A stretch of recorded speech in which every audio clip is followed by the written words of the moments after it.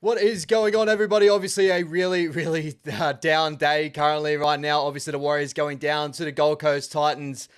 I knew this one was going to be a real tough carry, guys, after this game. It was a really disappointing loss here. Felt like a lot of it did come also down to just our defense, man. Our defense in this game was definitely not up to scratch. I'll probably go through a lot of it today, but yeah, really make sure you continue to comment down below your thoughts overall, guys, because this is a place where you can get your frustration out. I know when we've come off back-to-back losses, especially, to me, the Dragons, for me, I feel like they're a lot better of a team than what people give credit for and all that, but still a bottom-tier side. And also now looking at the Gold Coast Titans, that are the worst team in the competition. They've got it done over us now. I know that overall Gold Coast were really desperate to get a win here, and yeah, that was a really disappointing one. But shout out to all the fans that are all in the chat currently right now. Cole, good to see you here, my bro. Boosh, Jazzy, good to see you all come in. Just filter in. Tahi, good to see you, my bro. Really disappointing one. Typical Warriors game versus Titans, and the rare forward pass gave one try, should have been 13. Yeah, listen, like, I don't want to be the guy with the referee call out or anything like that, guys, because I would sway away with you guys, obviously, but being Warriors fans and that, we're obviously going to look like we're the biased ones of that. But yeah, that first half, we lost the momentum. We lost defensively. We lost our cohesion defensively, especially on that right side. I feel like, teams have now really starting to lock into our right side defensive shapes. There's something we need to look at there. There's something really wrong there. Shawnee missed 7 tackles in this game. Just definitely wasn't up to it. Obviously, Shawnee carrying these injuries, maybe it does have something to do with that there. But still, if the boys are out in the park, they just got to do whatever they can to stop leaking points the way they are. But yeah, I would agree. Coming into this game, early on, it's the same story as every week. That first 20-minute block, or at least, that first 15-minute block were unbelievable. We hit out with 2 massive tries to start this game, which Chance, Nickel Clockstag, especially off that right side shape, looked beautiful. And then Adam Finor-Blake crashes over within 10 minutes, 3rd minute and 6th minute, we go up by 2 tries here. And it was absolutely unbelievable. Everything was on top of the world. And then we just fall. We fall into something the AJ Brimson try with the AKP. I put that down, honestly, I have a mate of mine that I message, back and forth during the game. I had a lot of them, actually, that I was messaging currently during this game and stuff. But he was saying that maybe Barry should have, shifted out a lot earlier and that. For me, I was like, Dal should have been as much wary of AKP as possible. But even then, the Titans can do that to teams. They can do that to some of the best of teams in the competition. That first try wasn't where I was at. But the second try started to be all right, now we need to turn the game. Something's not happening here. Tanner Boyd throws that dummy and go, and Laban definitely missed that defensive assignment there. But I won't hold it on Laban too much, because I felt like the rest of the game wasn't too bad from Laban in general. I thought he was really solid in moments and stuff. He did some really good moments in attack as well.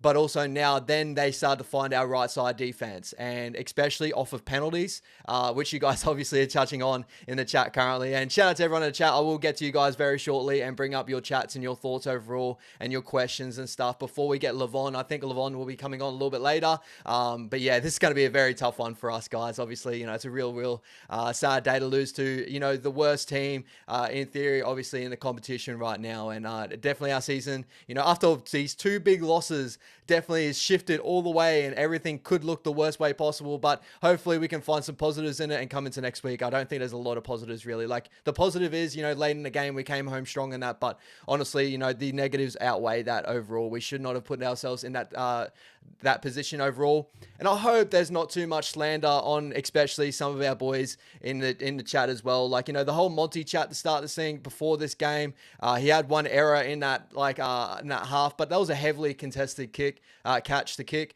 And obviously the challenge did not help that there. But honestly, I called out the challenge as well because I didn't think Monty touched it as bad. Like, I didn't think he touched it overall, but seeing it just nicked him and he did drop his lollies there was not good to see. And I had a mate of mine message me and get Monty out. I'm like, brother, listen, just wait. Dallin has done that before. And like a lot of boys have done that before. Like, just stick with him. And then later on having Dall with that offload as well. And I was like, boys, just like, oh man. But where we lost this game, guys, was honestly defense. Defense was the biggest thing. Defense is what lost us this game. I thought attacking-wise, we looked incredible. We scored four tries in this game, got 24 points on. And as Levon says, usually when we score 24, that's when we should be winning games. Any team that scores 24 on the score sheet should be getting over top of most competition, especially if their defense is at least at a good level. In this game, our defense was at a very, very poor level. Shout out to, shout out to the Titans though. Like, I want to give a little bit of credit to the Titans as well. They were very desperate. They had a good block of momentum from probably about the 15 to 20 mark all the way up till probably 10 to 20 after halftime. Even little blocks in between there, I felt like we had some really nice moments. But when the boys started getting their defensive shapes and they were trying to regain the ruck, penalties started to come, and it was so frustrating to watch this game. I think we went into halftime with a 4-1 penalty count. I'm not bashing the refs, guys. I'm not going to be, I don't want to incentivize that at all. Shout out to the Gold Coast Titans. They completed at halftime 95%. They only had one drop ball, and that was, the Akan Pereira off of, our pressure that we built on the back end. That's where everything was looking great. It looked like we're going to actually just continue to roll through. But the Gold Coast Titans held in strong, and to complete at such a high percentage, and even end the game, currently I'm looking at the stats at 92%. The Gold Coast Titans, man, that's a really good, positive stat for any Gold Coast fans out there. But over to our boys, because this is a Warriors channel and we want to focus on everything we're doing wrong at the moment. I do trust in the boys that we will fix this up mid to late season and that. But this is a very, very worrying part of the season because honestly, this is a game that we should have got over the top of, especially like last week with the Dragons. I could afford to drop one game against a not so great team in the competition if it is for the boys to fix up their errors and come back again.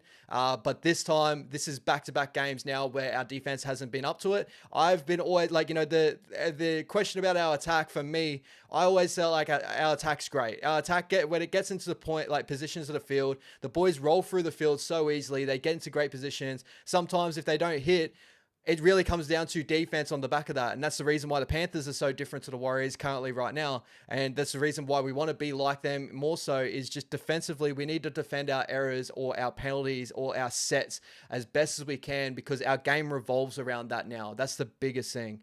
But the boys, were out on their feet. Well, you can't even fully say that too, because we finished out the game really, really strong. But they're going to be really, really tired after this one. I felt like that took a lot of effort to even get it back to consider a score here, to nearly even pip it off the Titans late. But we can't just keep doing this, and this is why the boys are starting to drop like flies. I think, maybe Webby needs to really take a big look at our defensive shape, especially on our right side considerably at the moment.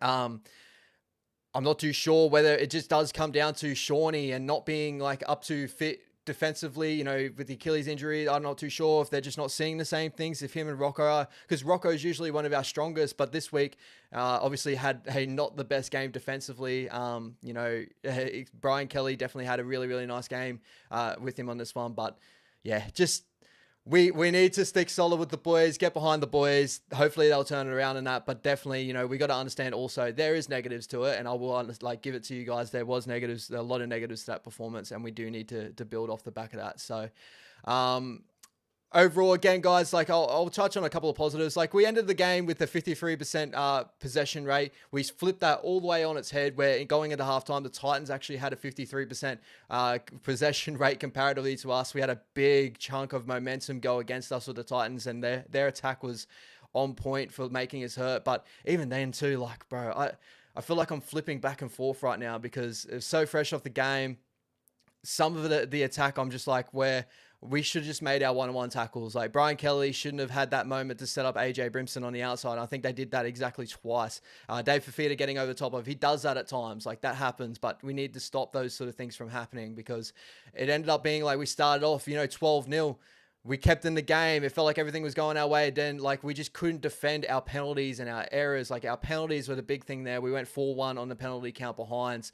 I did feel like we couldn't get a bait from the referee at the moment there, if you being completely honest. But, yeah, to get back into it, we end up getting some calls later on in the game that made it not look as bad. But in the key moments of that one, I felt like, we couldn't really hold up with them. And shout out to the Titans again. One more thing I want to touch on is their wrestle in the ruck. To hold the ball up. I felt like they slowed our platables as much as they could, especially when they had a lot of momentum. They really found the position of where the referee would call something or not, because not one 6-again call and not one penalty really got thrown our way due to like ruck or anything like that come until later on in this game. I think it was about 15 to 20 left in this game before you got our first ruck infringement or 6-again and stuff. So was just, it was all over the place. But Jazzy, great little thought here, my man. I thought Zion was incredible off the bench for that little period that he come on. I thought he ran with a whole lot of intentions, aggression, exactly what we see from Zion. He only had a 20 minute stint on in this game, but those looked very, very solid. So very good signs there from Zion, especially for the future ahead. And it was definitely, good to see Walker back on there. You could see how maybe unpredictable our attack kind of got a little bit better with Dylan Walker coming on the field, and it really gave us another added dimension into our attack. So maybe that's a lot more what people were looking for. We definitely attacked a lot better in moments down our left side.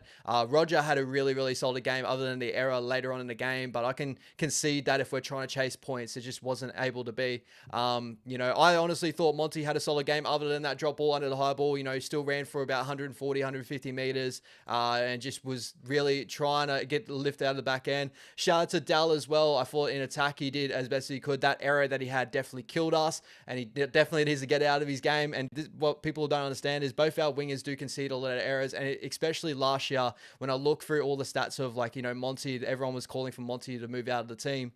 Dallin actually conceded more errors on average than Montoya last year. So that was a big one, especially with Dal only playing 20 games, and Montoya, I'm pretty sure off the top he played a full season. So, but even then, I thought attacking wise out of our back end, I thought the boys worked really, really hard, just defending these big moments. And if we want to be, as I touched on before, if we want to be a great team, if we want to be a top 4 team, because I still believe there's a top 4 team in there, and I know you guys might think I'm crazy, but there is blocks of just really good positive movements here where we can teams don't look like they can handle us when we really get a roll on, everything goes well. But when we let our heads down is when maybe something doesn't go our way and a couple of penalties come into the contest, and the boys just let their heads down, and then for some reason we just go into a lull in the middle of the contest. And I think this is something that Webby really needs to take a look at, because now it's been at least 3-game average of that we've had.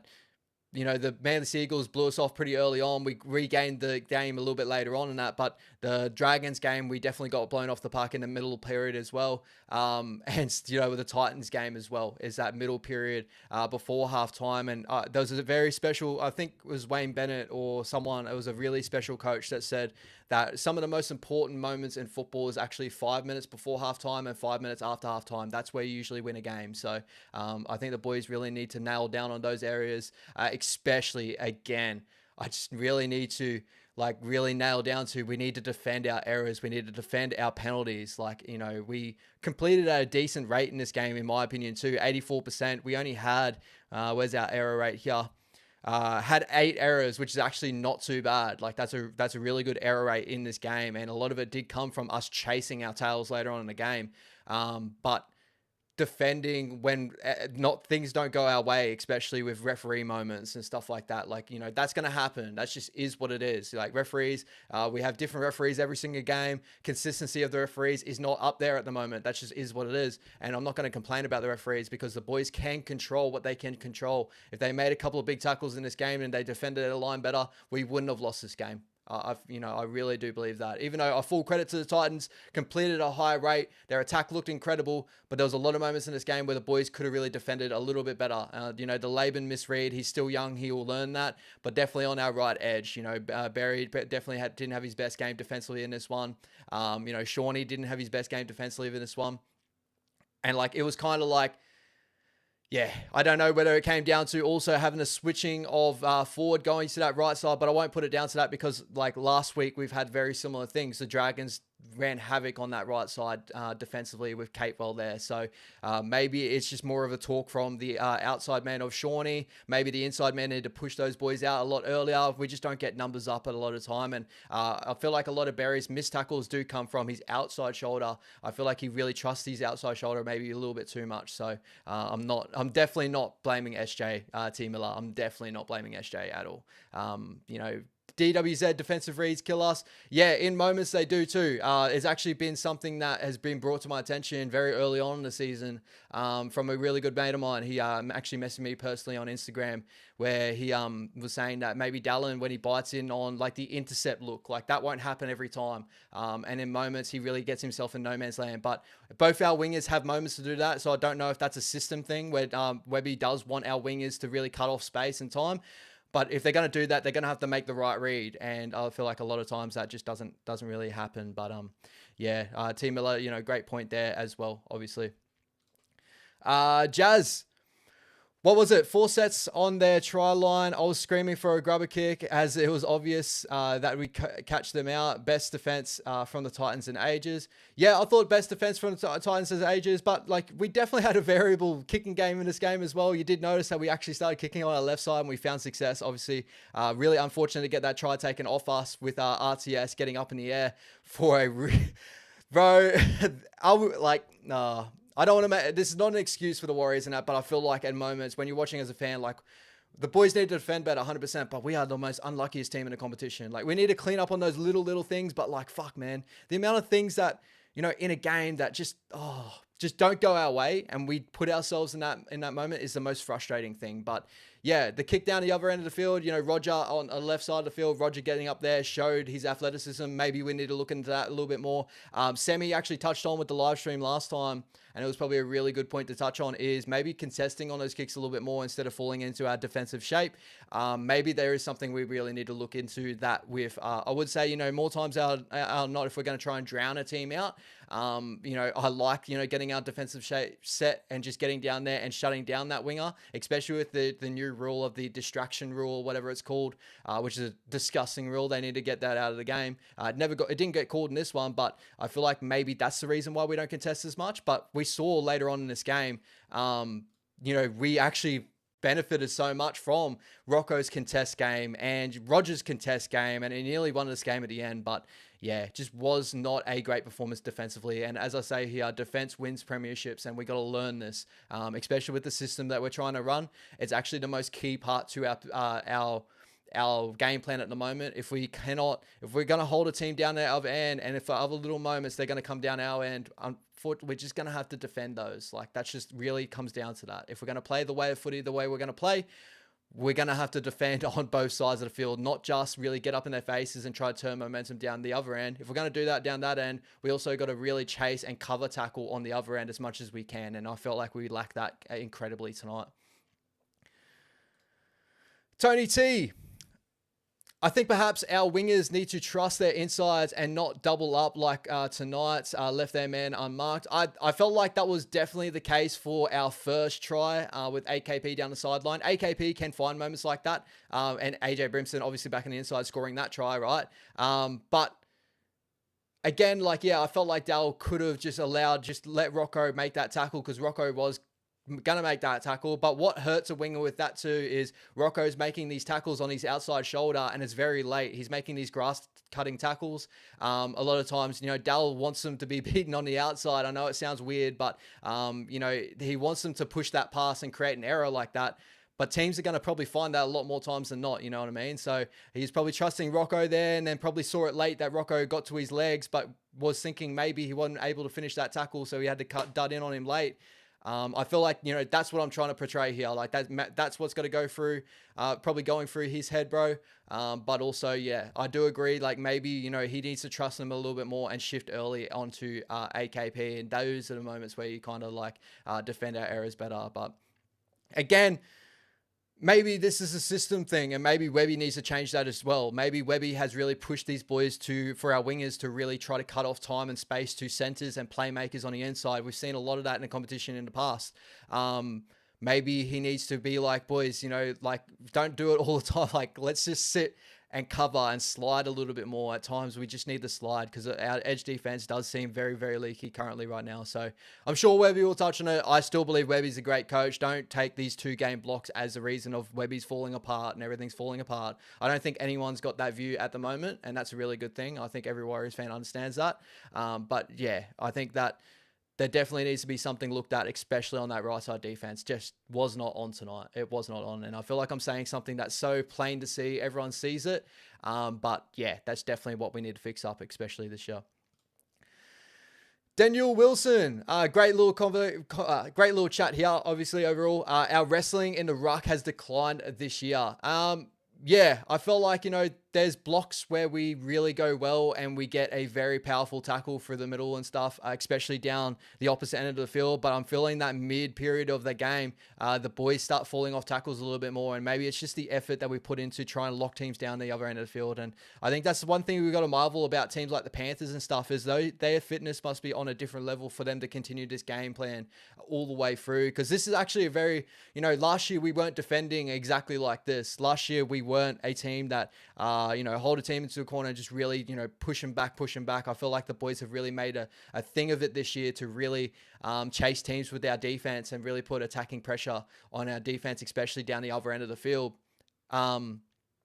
That we maybe run ourselves ragged during those mid parts and waiting for half time to really rejuvenate the boys and come back out and do something. And we start to lose the ruck. And, the Titans definitely won the ruck in this game. And it happened last week really, really badly as well with the Dragons. And definitely happened in moments, especially in the Manly game where we did find ourselves behind and we were chasing our tails again. But the Manly one, I'll give you a big forward pack. The Dragons one, they ran really hard. It was really good change from Flanagan, but definitely showed a lot of our errors, especially from the middle of the field and trying to hold down the ruck and the wrestle.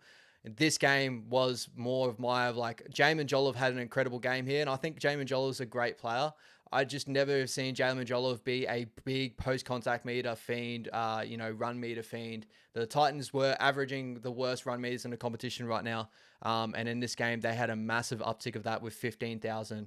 Even though the boys had an incredible game with run meters with 18. And we'll probably touch on the stats a little bit, guys, and I'll run through my thoughts overall. Because, if you just look at the stats in this game and you didn't check the scoreboard, you would have thought the boys did really, really well, other than missed tackles. And that's really what killed us in this game.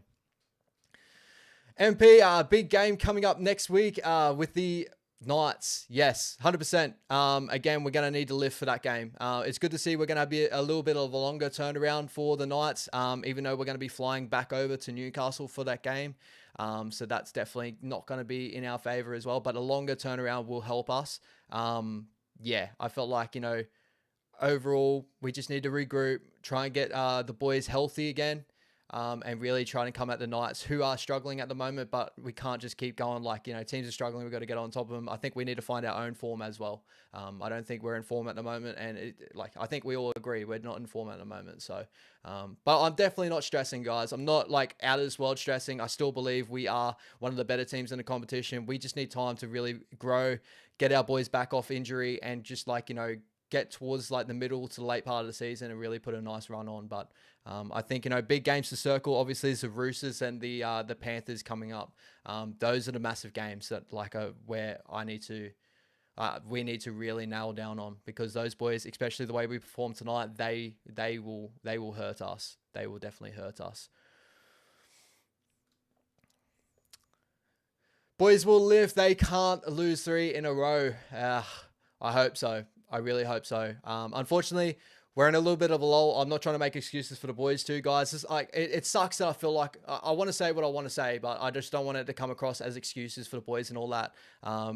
But like I would say, injury wise, we are struggling. But I thought Zion was incredible tonight. And obviously with the little performance that he gave, maybe Webby will give more trust into him and maybe put more minutes into him as well. But other than that, like, it'd be nice to get our first team back or as close to our first team and get a really good bench rotation. I thought Walks was incredible like today, especially defensively too. He got under the ball really, really well. Nearly forced a couple of errors that I thought didn't get called, like the Brian Kelly one later on in the game. I thought Brian Kelly would have dropped that, especially with Shawnee, Walker and all that combined for a tackle. The boys got up looking for it, but it just didn't go their way. So that just usually happens. Emantis, good to see you, my bro. Appreciate you coming through. We scored as soon as SJ changed up his fifth option, consistently bombing in one side, easily read one at the minute. Honestly, bro, I don't think our attack's a problem. I really don't. And I can understand why people are probably like swaying that way, to start the season. There was moments where teams maybe looked at a lot easier in that. But tonight was defensively, guys. And defense wins championships. I don't care.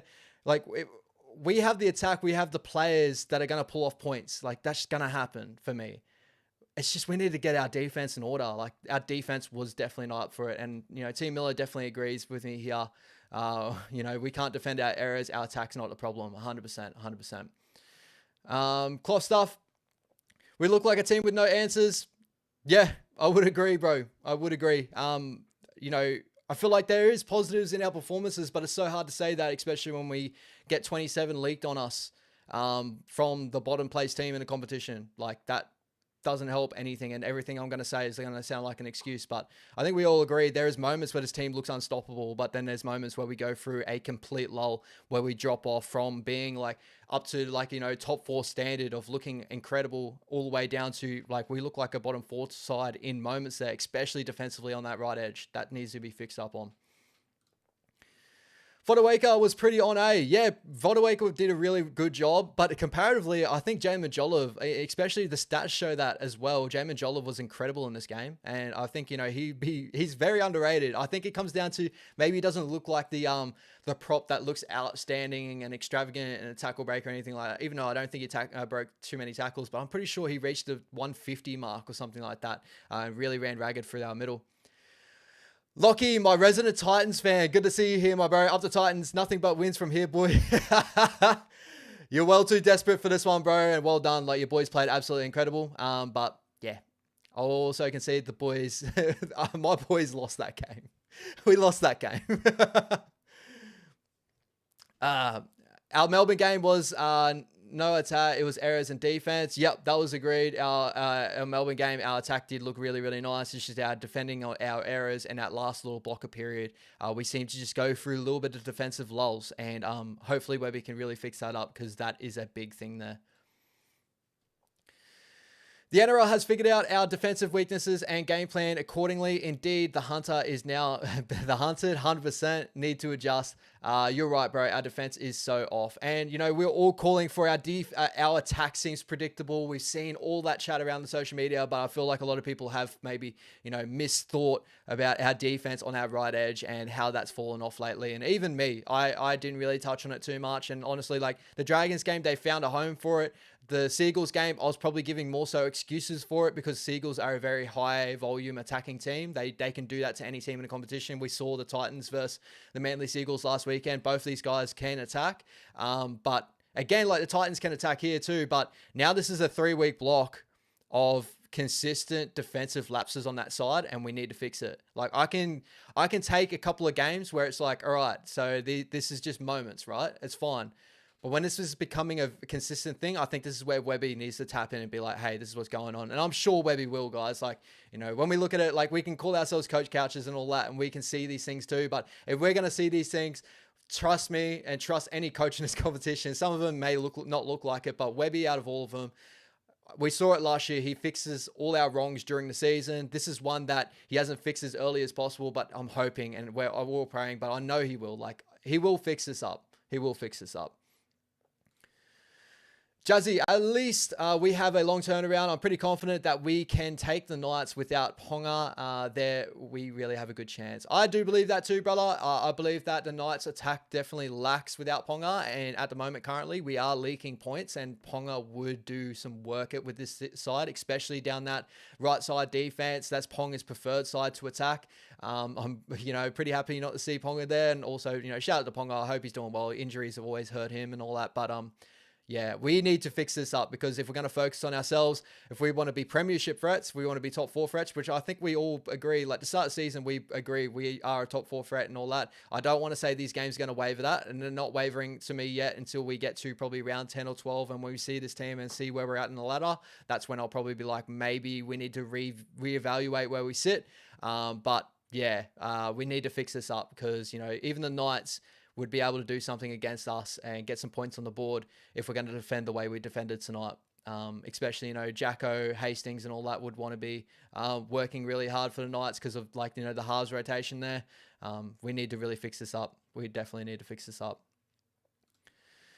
The cloth stuff, really good comments here, my brother. We have an inability to stick to our tackles. We got more for the middle and looks strong when AFB came back on. Yeah, maybe it does come a lot to, AFB coming off the field. Maybe we go for a little bit of a lull there defensively in that, even though I thought Dylan Walker had some really solid moments in that. I think a lot of it, sorry guys, I don't want to keep saying, I don't want to make excuses and all that, but I just want to reiterate, I'm not trying to make excuses for the boys. I'm trying to find answers, and that's what I try to do. Maybe we are really hurting from our injuries, and our rotation pieces aren't as up to standard as what, I thought Zion was incredible, Dylan Walker was incredible and all that, but still, Jazzy fixes up a lot of our stuff through the middle of the ruck, even though the errors in his game and attack, he definitely defends a lot better than what people probably give him credit for. Murata is probably a big loss for us at the moment. I saw a comment on that a little bit later on. I'm so sorry I missed you guys, but yeah, that's probably someone we definitely miss. When we have all our boys on paper, we have a roster there, and we just need to keep those boys on paper for a long part of the season to get everyone cohesive. But the starting side of that, Shawnee, Rocco, and Dallin is our definite right side combination there. Defensively, I think those boys need to talk a little bit more. I know Jacko was on that side in this one. He switched to the opposite side, but I think those outside boys probably need to sum things up a little bit better, or maybe the system needs to change on that side. I don't want to say too many changes or anything like that, or maybe just I think that's definitely where we need to look at. Loho.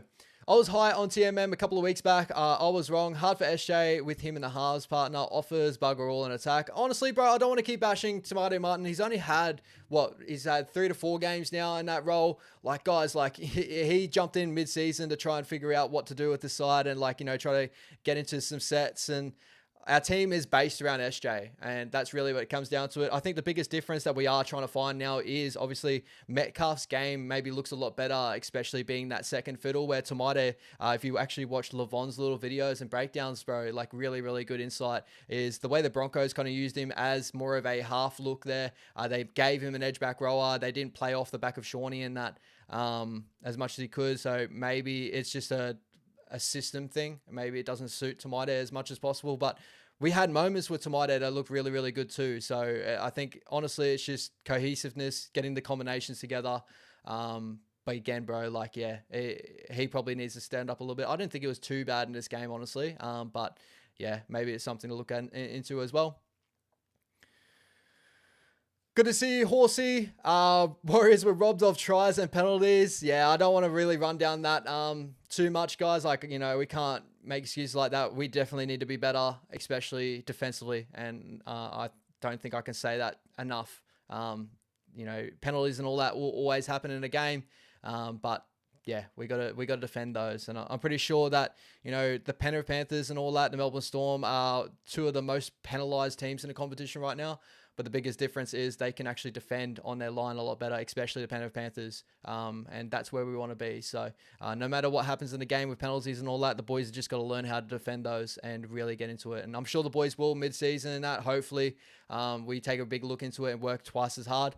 But yeah, defense all comes down to combination, guys. Everyone comes together and trusting and that's a big thing. So we need to get that back into our system and really just work really hard. Like, it's not even the first missed tackle numbers and all that. It's also, we just need to cover better. Like a lot of our cover tackles, we need to like really go on red alert a little bit more than like, sometimes I feel like we try to like take our time there, sliding to the edge and really trusting in Rocco's defensive ability to cover late or stuff like that. Maybe we're too reliant on those certain things. I wouldn't know 100% for sure, but I'll definitely look into it this week for you guys and really nail down on that. I'm pretty sure me and Levon will do some really good video work this week and see what's really going on with our side.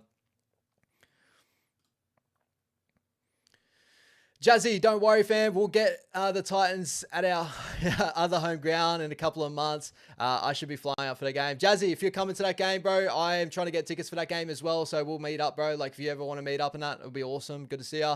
But yeah, I'm really excited for that game in the future. And hopefully we fix up a lot of things and go into that game with a little bit more confidence and really try to turn a lot of what we're going through right now and put it on the Titans later on. Remember this performance, circle it, and be like, we're going to come back and we're going to dominate you guys and show what a top side we actually are. Because I still believe we're a top side. Good to see you, Nick. Really appreciate you coming back through, man. Montoya RTS combination doesn't click. I still sit on the fence of like, we need time. I think there was moments in this game where we see there's like, really good moments of Roger at center. Especially, he can get on the outside, man, quite easily in that. Other than that last moment with the error, I thought majority in this game, he was given Shop so many worries. Obviously, the biggest thing with Sheck is probably where he's got to learn with center as well, is probably to trust his outside run a lot more. And that's probably what will set up Monty in the corner a lot better. Because we saw last year, Monty had some moments where he can finish really, really nicely too. I think a lot of Monty's problems is maybe he tries to love the contact a little bit more. But with Rog, I'd say as an outside fan, this is probably what Webby probably will touch on him as well. He does amazing work off his left foot and coming back inside, but maybe just needs a little bit more like trust into getting on the outside of a player and setting up that 2-on-1 situation. But there's not a lot of really good centers in the competition. Like Brian Kelly is actually pretty decent at that. Just give him time, bro. Give him time. That will click. I still don't think Monty's the problem. I really don't. Defensively, that was the problem today. As soon as my bro gave me the message to be like, Monty needs to get out and all that after that drop ball, I was like, bro, like, trust me, man. Like, it's not a Monty thing. That was a heavily contested kick, and that obviously we want him to catch that more times than not. But bro, like, one error like that, we need to defend these errors. That's the thing. The Panthers, like Taruva has errors in him and they defend as much as they can off that. And Dylan Edwards even has errors for as safe as he sounds and moments too. He has errors too. But the best thing about them is they defend those errors. So we can't leave that to them. Like, Monty does incredible work out of his back end, 150 meters a game, runs with intention all the time. His effort can never be questioned. But yeah, that right edge defense is the big one right now. I think that's where we need to really be focusing on. Kelly, good to see you.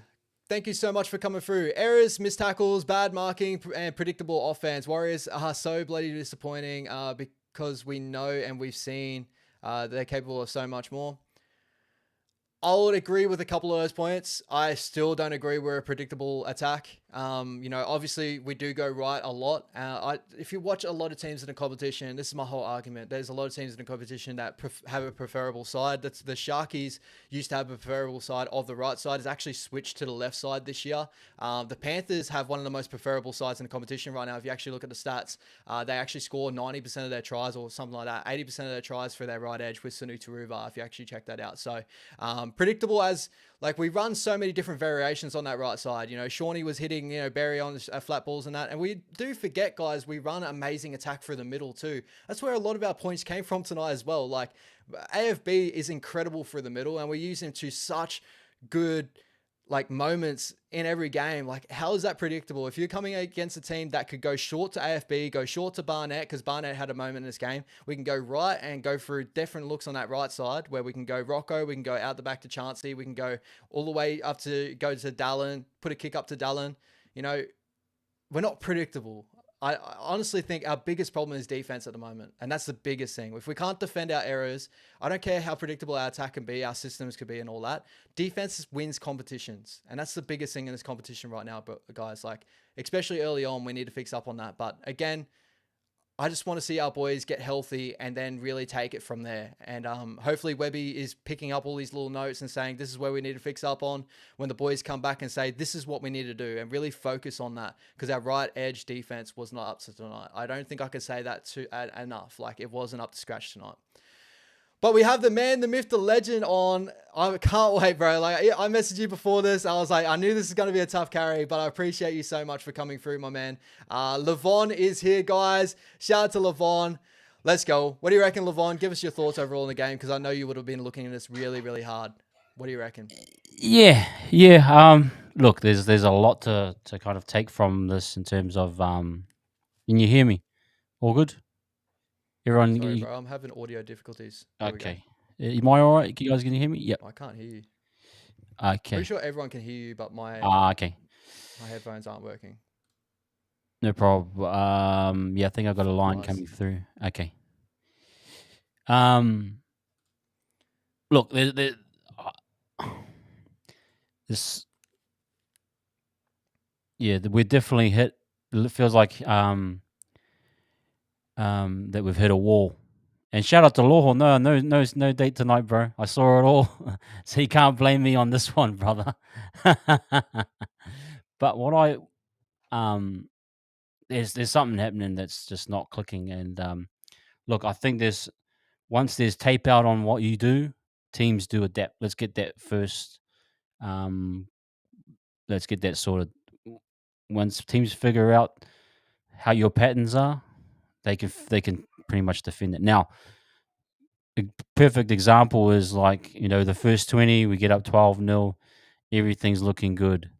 But that doesn't deter teams, and they're more than happy to stay in the grind with us. Now, a team like the Titans, they're the bottom of the table, and how was it that they're able to pretty much mirror our game plan, well, stay in the grinded out system as well, and beat us at it? So it tells you a lot about, a bit of predictability for sure. Defensively targeting guys, and I'm feeling like if we're gonna have a few more of these performances, we're gonna have to talk about a drop off in performance by a few guys. The middles aren't holding up, and the edges are having some issues defensively. The Laban one was just pure inexperience, a young rookie. He overshot his line. Should have kept Brimson on his outside shoulder. Not Brimson, whoever the half is. He played an amazing game, kicking game. Destroyed us, bro. His kicking game destroyed us. And so I'm just saying, you got a rookie error there. The soft try to Fafita, he shouldn't be scoring those ones. That there's just no excuse for that. Whether it looks like energy, guys are just tired, and then they're doing their best. Thank you, Tayi Boyd. Yeah, Boyd, amazing kicking game. Dissected the whole field. Nearly got them in 5-40-20s. It was that good. But just sort of, there's something about us at the moment. Why are teams wanting to roll through the middle? They know there's something that's not quite right there. Is there a drop off in performance? The guys seem to be following the process, but they be able to do the process. Like I've said on my little reviews, like sometimes we want to play the ball in the game. We want ball and play, but it's almost as though we can't cope with that with that system of ball and play. Like we're struggling to keep up with our own system at times. And I think, I mean, towards the Tomato point, I think what ball they're giving him isn't the greatest, and I would actually push him inside one a little bit and have a like Ash was saying, have a back rower to work with as a lead line, and then he pushed the pass on to RTS and let him make the decision. I think RTS isn't getting any good ball. I think there's symptomatic of that. But ultimately, when the tape's out on you, and teams can figure you out, even to the Titans, and there's almost a mirror performance.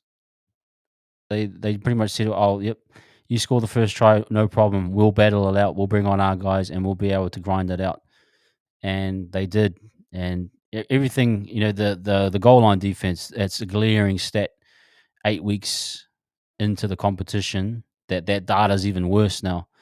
That when teams are getting on our goal line, they're scoring within within a week, pretty much one set, 1 to 2 sets max. Whereas on the opposite end, teams are defending us so well, it's almost like 4 to 5 sets, as you saw in that last period. So I think there's some data in that says we've either been found out, or we're lacking to execute the game plan to effect. I think there's a bit of a thing with Egan playing 80 minutes. I mean, seeing him going down, I think there's something there we need to really look at how we're using him. It seems as though his performance does dip a little bit. And yeah, I don't think Ale is the guy, like a cleanup guy like a Jazz Tavanga, to control the ruck. I think he's more of an impact runner. So you're losing a bit of work rate around the middle. Zion's run was awesome. I thought he was absolutely great. He lifted. You could tell the sets started to lift again. The momentum on the sets, the runs, the lead lines, everything picked up once he got on the field. So there's something to tell you that we're not getting enough off the bench in terms of impacting to carrying the game, moving the momentum moving forward. If we want to play ball and play style, we need to have as much guys. We need to maintain that momentum so guys can play off the back of it. But yeah, you're back, my friend. Finally, bro. Out of all that, man, like my headphones. You got a whole new set of headphones. I've got a whole I had to get Bluetooth headphones. I had to find my other headphones, but obviously, like the Warriors, bro. It just feels like nothing's going right for me right now. Yeah, I can tell. What were your thoughts overall, bro? I'm sorry to everyone if you're going to repeat what you're going to say. Oh, no. I just said, like, once teams can figure you out, once there's tape out there that you're having some problems, teams can game plan to it. And we've seen it almost 3 weeks straight. I mean, we were lucky. I know it's upon reflection, but to get the draw against Manly was great. But there were signs in that game that we weren't, we were 16 down.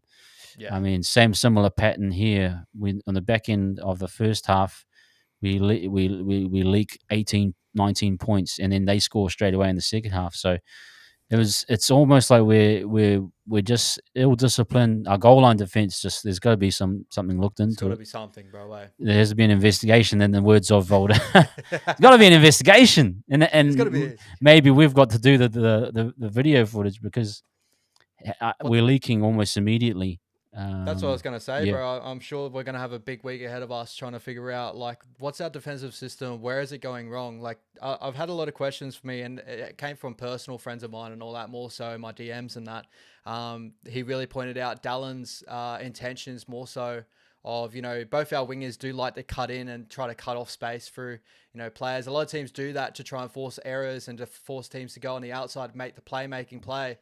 But do we do that to our deficit a lot of the time, and maybe the boys need to sit and trust a little bit more? Or do you see also moments that maybe we're trusting too much of, like, centers are getting on the outside of Rocco. Maybe Rocco's trusting his outside shoulder a lot more than usual, especially in defensive shapes on our line. Maybe it's something we need to really look into in the tapes and stuff. You know what I mean? So, well, the first line break. Like, so teams always go 1-2 and then hit our left edge with a big sweeping play, and it seems to be that there must be some info that if you can get a good first 2 hit ups, that can suck that defensive line in, and then you can get on the outside of Sean. And it happened again. It's happened for the last 4 or 5 weeks. But Dallin needed to trust Berry on that. He didn't have to bite in that. Berry had him. But for whatever, and Albert Kelly's just the master of the flick pass. He'll just wait till and he'll flick it out. Like, first of all, I want to touch on too, like, a massive shout out. You'll probably see it on the tape too. Isaac Liu's role in that first play there. Yep. We still need to defend that a lot better, but the way he looked inside to, like, he was going to fake for the run, and then he played it back outside, and the boys just played hot footy from there. So you'll probably see that on the run sheet. Like, he looked really, really good in that point. But maybe does this, like, give us a little bit more of a look of, like, that hard defensive edge back roll, like that bigger body edge back roll, I probably trust to push out earlier, where we have hard working edge back rollers currently. Maybe they do too much work and they get themselves caught out in bad defensive moments of trying to cut back on their edge and get back to that read, if that makes sense. Yeah. Like, you watch our game, Jacko likes to do his work defensively through the middle. Kate Wells caught himself out on other sides a lot of the time. and then they have to rush back on the edge, and teams maybe are catching that out a lot more. Maybe, you touched on that Wade Egan was getting filtered out to the edge for defensive reads and stuff like that in moments. Yeah, Is yeah. that a system thing? I Maybe think they've there's something found that there. out. I think teams. I haven't looked at it closely, but I was saying that Wade was getting protected sometimes in the early rounds, and he'd hang out on the edge to not Mm, have to do the amount of work that he's doing. But if you tell, you can see he's almost involved in nearly every tackle sometimes, and so I suppose teams exactly. are picking up on that. And like if you just see our tackle, we have no tackle control at the moment. We're getting guys down, but we're lying on the ground. The tackles, the first initial contact's falling off, Yep. and It's so we, especially in yeah, that 40 to 40, bro. Like, I feel like we're trying to play, because it is a different defensive style from last year slightly. So we're trying to play more of a attacking defense, with especially in the 30 and the 20 down the other end. We're yeah, trying to pin teams and drag them back into their goal line and really make them play out of their back end hard. But we lose the ruck more so between that 30 to 40 in that midfield there. That's where yeah. teams get ascendancy on us. And maybe it's the boys working too hard to try and hold them down that end. Our fitness maybe there. I don't know. There's a lot of things that could come from that. And I'm sure Webby hopefully is picking up on that. Hopefully. Oh, I hope so. But uh, yeah, I think it's interesting because we're just losing that battle right now. Yeah. And I think we've had three amazing kickers. I haven't really watched much Titans, and Boyd just Brim, he was Boyd good, had a man. good, bro. Just finding grass everywhere, like all over the. He could have had 40, like four or five 40-20s if he Mm, just had a bit of wind or something. Like it was nearly there each time. yep. But they're winning that battle, and then they're happy to play that grinding out style, and they have a good read on what we're trying to do out of out of our own end, and then even on attack, man. I mean, you look at it, 4 or 5 goal line attacks, and we didn't come away with anything. I mean, apart from those kicks, which were great, and I think people have been crying out for it. Mm, Um, yeah, it's just like I think sometimes we're trying to build the wrong type of pressure. pressure. Mm, We're trying to build pressure from going through our sets. mm, When I just saw a comment here, someone saying that 74th minutes first grubber kick, almost a try. It's like we need to build pressure different ways, and I think they yeah. started to get onto that when they got. You saw the contested bombs. Dallin got a repeat set off a knock on, Yeah. the Yeah. grubber kick and goal. Like we need more of that too to keep teams Yep. honest. Yep. Like, and it's like we just almost like it's like sometimes with a team in football, they try to score a goal by tapping it in through Yeah. intricate passes. Sometimes just do a cross it in from halfway, cross it in from your own end, and just get someone on. And it's just like that. It's sort of get a grubber in or get a crossfield bomb in, and contest it. That's Yeah. sometimes all you need to do. And I think that's where we kind of we're trying to force sometimes our attacks so much Mm. that it's sometimes backfiring. Yeah. Yeah, but it's like, for me, like my own argument against that too is like, I know we had that lull against the Dragons and stuff, but usually we're hitting that 20-point mark, which is a really solid mark in attack. Obviously, a lot of Yep. teams that struggle with attack hit that 16 mark, and that's usually a meter of like, when a team's struggling with attack and all that. So our attack is there, everything's there. Like, I agree with you that we want to maybe try to build the pressure, and maybe that's why we lull out. And then when we get behind, that's when our attack really comes to life and everything comes to light. Like, but the biggest thing we do need to fix up on is the defense. Like, we can run with the same attack what we usually do and drown teams out You could, yeah. late in the game and do exactly the same thing, right? Like, that works. That does work. We've seen that. But the boys just, I feel like we go through, either something doesn't go our way and it has a little block there where we just turn everything off for a little bit. And it's either we work so hard during those sets to hold pressure, and then something doesn't go our way and we put our heads down and the teams get it on us Yeah. straight in. And then we try to taste our tails later. But you know what I mean? Like, Yeah. we are still scoring points. That's No, the we biggest are. thing. The biggest thing though is that we're scoring like their first 12 great stuff, great attack in the first 20. But we Exactly. relieve the pressure by Dallin jamming in, and then they score off it. And it's Yeah. almost like you've just released everything that you've built towards. Yep. And that's what I'm talking where the goal line defense needs to sort itself out, because if you're conceding, you're doing all this great work from building these sets up, Yep. and then you have a knock on or a penalty, and they have a set on your line, and you concede straight away. Yep. It's like you're wasting your game plan. You're Yeah. wasting what your principles are by not defending your own line. and I Yep. think that's part of the issue too that I'm having watching it. See my because I'll play devil's advocate with you on this one too, because like playing center growing up, I never hit the top grade or anything playing center and stuff, but playing in the outside backs, I would say that not Tenor, I would say that Rocco trusts his outside shoulder more so than not in many different occasions. He likes to get a center on his outside and chop him low, and for Dallin as a winger, that he does need to trust him a lot more, 100%, because he does put that tackle on a lot of times, right? But that first try, the second try that happened, I think it was the second try that came off the scrum, or the third try. Yep. That was a missed tackle by Rocco, and those are the moments where a winger trying to jam in and help out those moments to try and make sure they play on the outside and create an error that way, right? Yeah. Like Dallin's probably going like, oh, the center's on the outside. As soon as it's on the outside, because it's so structured, all right, winger, dart in, cut that off. Make sure they try to outplay us on the outside, and usually statistically, it's going to cause the errors more so than not. But there's a lot of really good centers in this competition that make the right plays more so. Like, we touched on Kelly to start with this, that Kelly has that in his repertoire. Like, do you know what I had a problem with? He didn't jam. There was a pause. There where Kelly, like, he should have shot in right there. Yep. And he let him have that little bit more space. Then he made the decision late. I just thought, I mean, it's probably, millisecond stuff, but I was thinking there was a little, because Rocco got him a little bit, and I think Sean came across, but he needed to shoot in and stop him as he kind of stood still a little bit.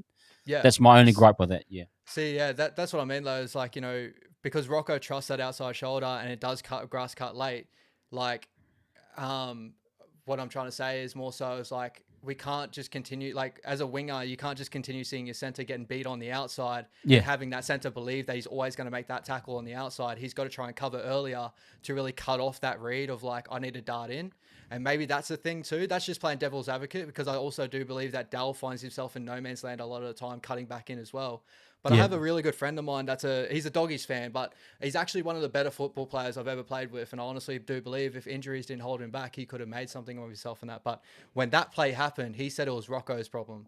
And he's like, Rocco didn't cover early. And that's what forced Dal into that moment. And that's why I was like, me as a Warriors fan, I see what Rocco does. And defensively, he's amazing, right? This is not questioning saying Rocco's bad defensively, but maybe he trusts in that a little bit too much and is coming into a lull that Dal's trying to overread. Dal's not trusting him as much as usual, because last week he just sort of slowly run over the top of him on that outside look as well. You know what I mean? Yeah. I think the same thing happens with Monty at times too. He obviously sees Roger likes to do exactly the same thing.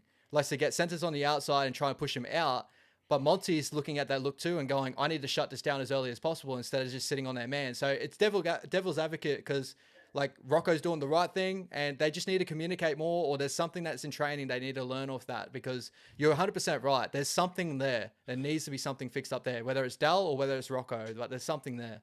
I think sometimes it's like, it's definitely like a chain as well. Like if Rocco's not trusting Sean and he comes inside a little bit, then he's obviously pitched himself on the inside, and then that happens a lot too. Yeah, so and that's happened. I think if you remember, we did that to the Knights a few times last year. I think the Titans even got us one time off the scrum base. I can't remember who it was. It might have been. Yeah, but yeah, you can get caught out pretty easily if the teams get their spacing right and their speed right off the scrum base. Yeah. But yeah, I agree. I totally agree with you. Yeah. Yeah, it was one thing that we actually really had really good success with Vilea in the back of the day. Of like, Vilea used to get on his outside men really, really easily, especially off the scrum base. He has a really good first step. But like, as us in defensive, like, maybe there's something that needs to look at there. Maybe Rocco's doing a lot more work for Shawnee on his inside, and he's maybe lolling on the outside a little bit. Maybe it's just, maybe we're continuing to look inside a little bit more. You know what I mean? Like, we definitely had a switch of edge back rollers in this game as well for forward. And I thought forward was actually really strong. Yeah. I don't want to put anything on him, but maybe there's a system there that something's not going in. Maybe they're trusting their inside man, or they just got to overwork for their inside man. I think there's just too much movement at the moment. Like, I saw Laban came off, Barnett went out to edge. Like, it's good, but it's good that we've got guys that can cover, but we need some just some consistency in terms of, we're missing a new quarter. I really feel like a lot.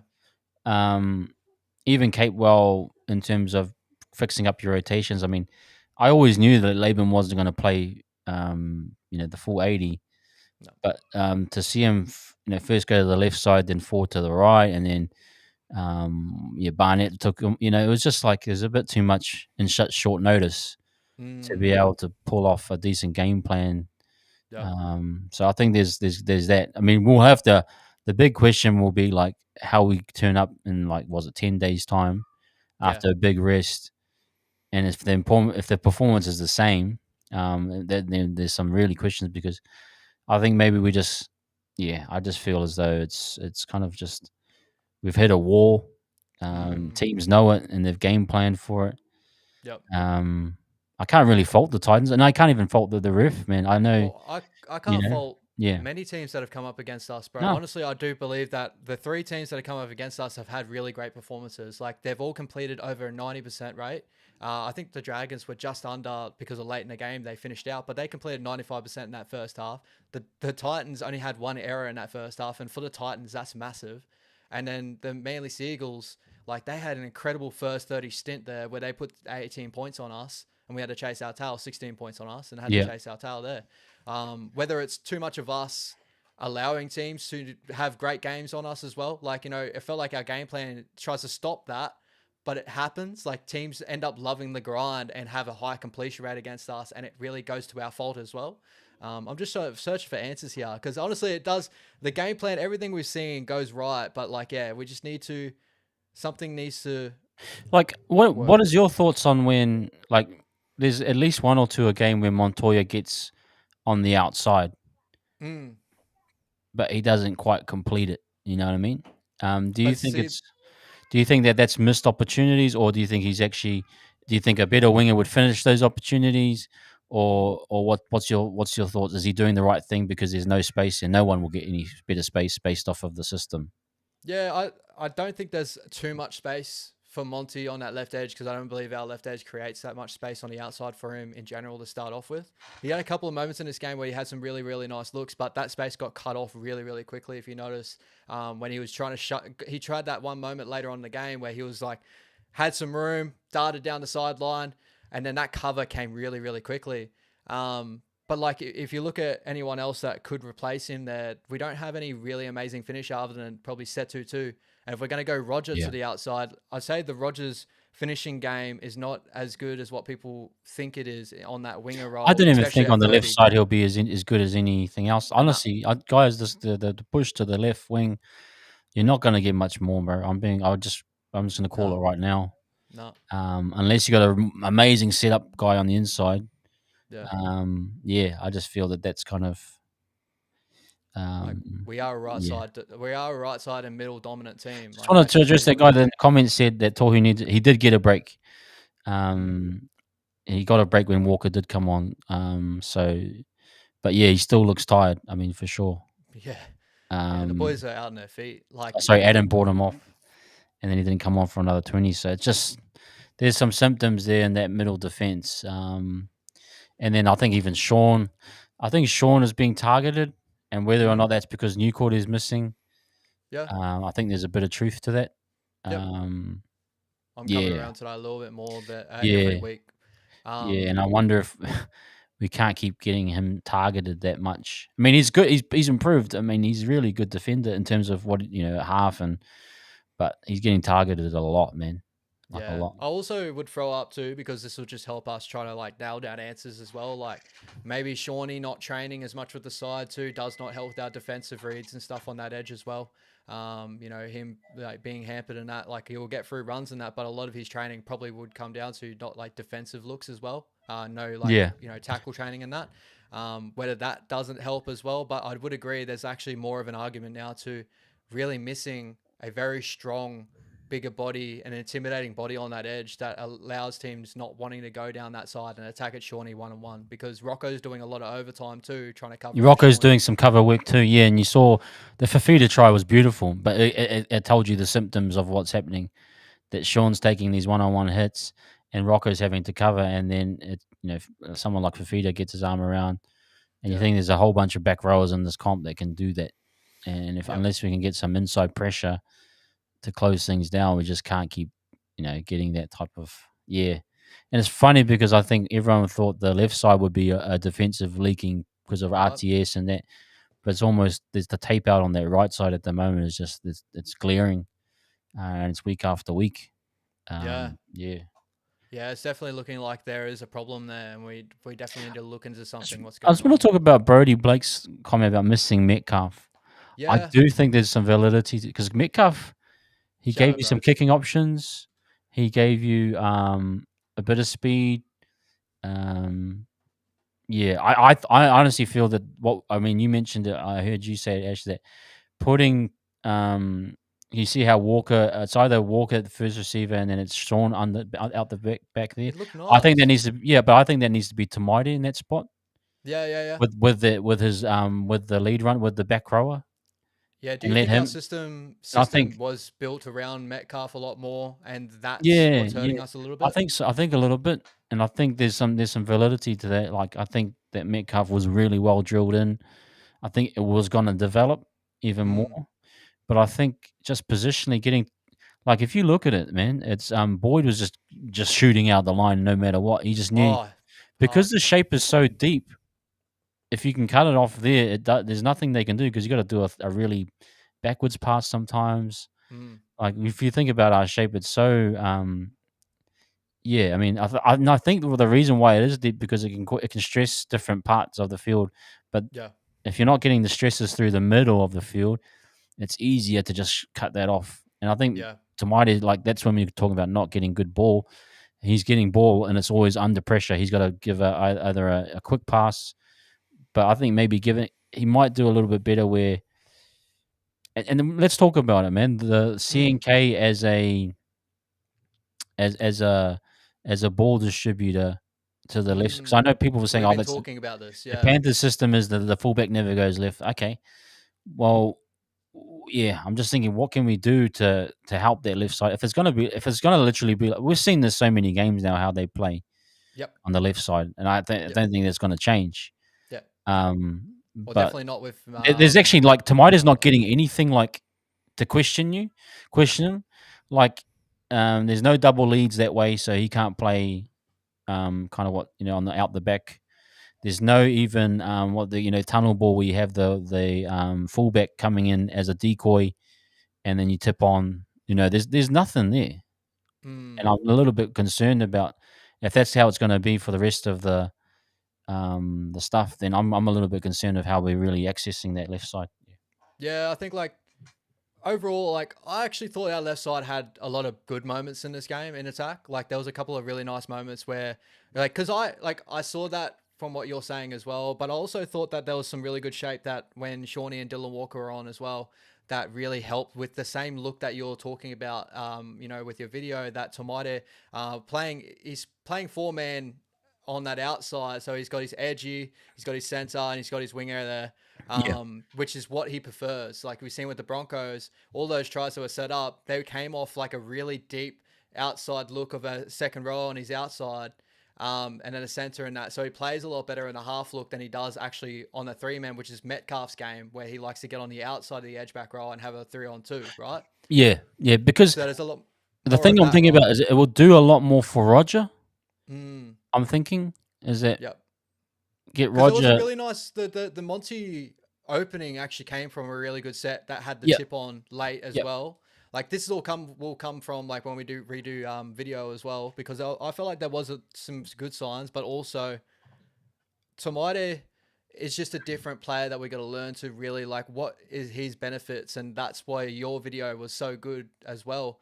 Is I felt like our system on that left side was made around Metcalf, and Shawnee sweeping to that left side and being that half that plays both sides, and having a two fullback look on either end. And Metcalf does the best work as a fullback, in my yeah, opinion, in that 3-on-2 look instead of using an edge back rower. That's when he always gets questionable with an edge back rower there. He doesn't know when to play short and when to go back out the back. And usually his out the back play is not that great. But when he goes on the outside of the edgy, his speed just cuts out. He's so yeah, much more direct. And that will help RTS in the future. Where Tamade likes to use an edge back rower, and there's a lot more pressure on Roger to try to cover the space because as soon as Tamade gets that edge back rower, and he goes out the back to Rog, there's no fullback that's going to cover that 3-on-2 look. It ends up being a 2-on-2. if Yeah, that makes yeah, sense. So yeah, we don't yeah, have Chansey to sweep out the back because Tomato likes to play so much more with an edge back row on the outside of him. That makes sense. yeah, yeah. And I just think we need to get Rog. He's cutting back in too much, like, and Mm, that's because the defense is forcing inside. But we need to get him on the outside, and however we yeah, got to do that, that's just what we got to do. yeah.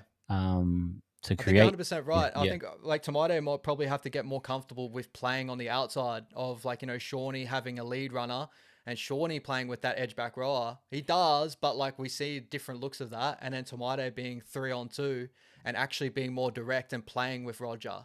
yeah. Giving There's Roger good there's ball, but yeah. yeah, there's actually a delay too in Mm, how they like. It's not all moving in one at the moment. I mean, you yeah, can just see like everyone's timings is a little bit out. yeah, And that's why I'm just thinking, man, maybe we'll give it one more, like, a good, hopefully in the nights we can see everyone kind of readjust, get their timing right. I mean, it's taken Capewell a little while to get his kind of in sync with Sean. yeah. It's taken some guys just a little bit more time. And I just, yeah, I think there's a bit of work to do, bit of review for them. But I Mm, just want to go back to this guy's comment.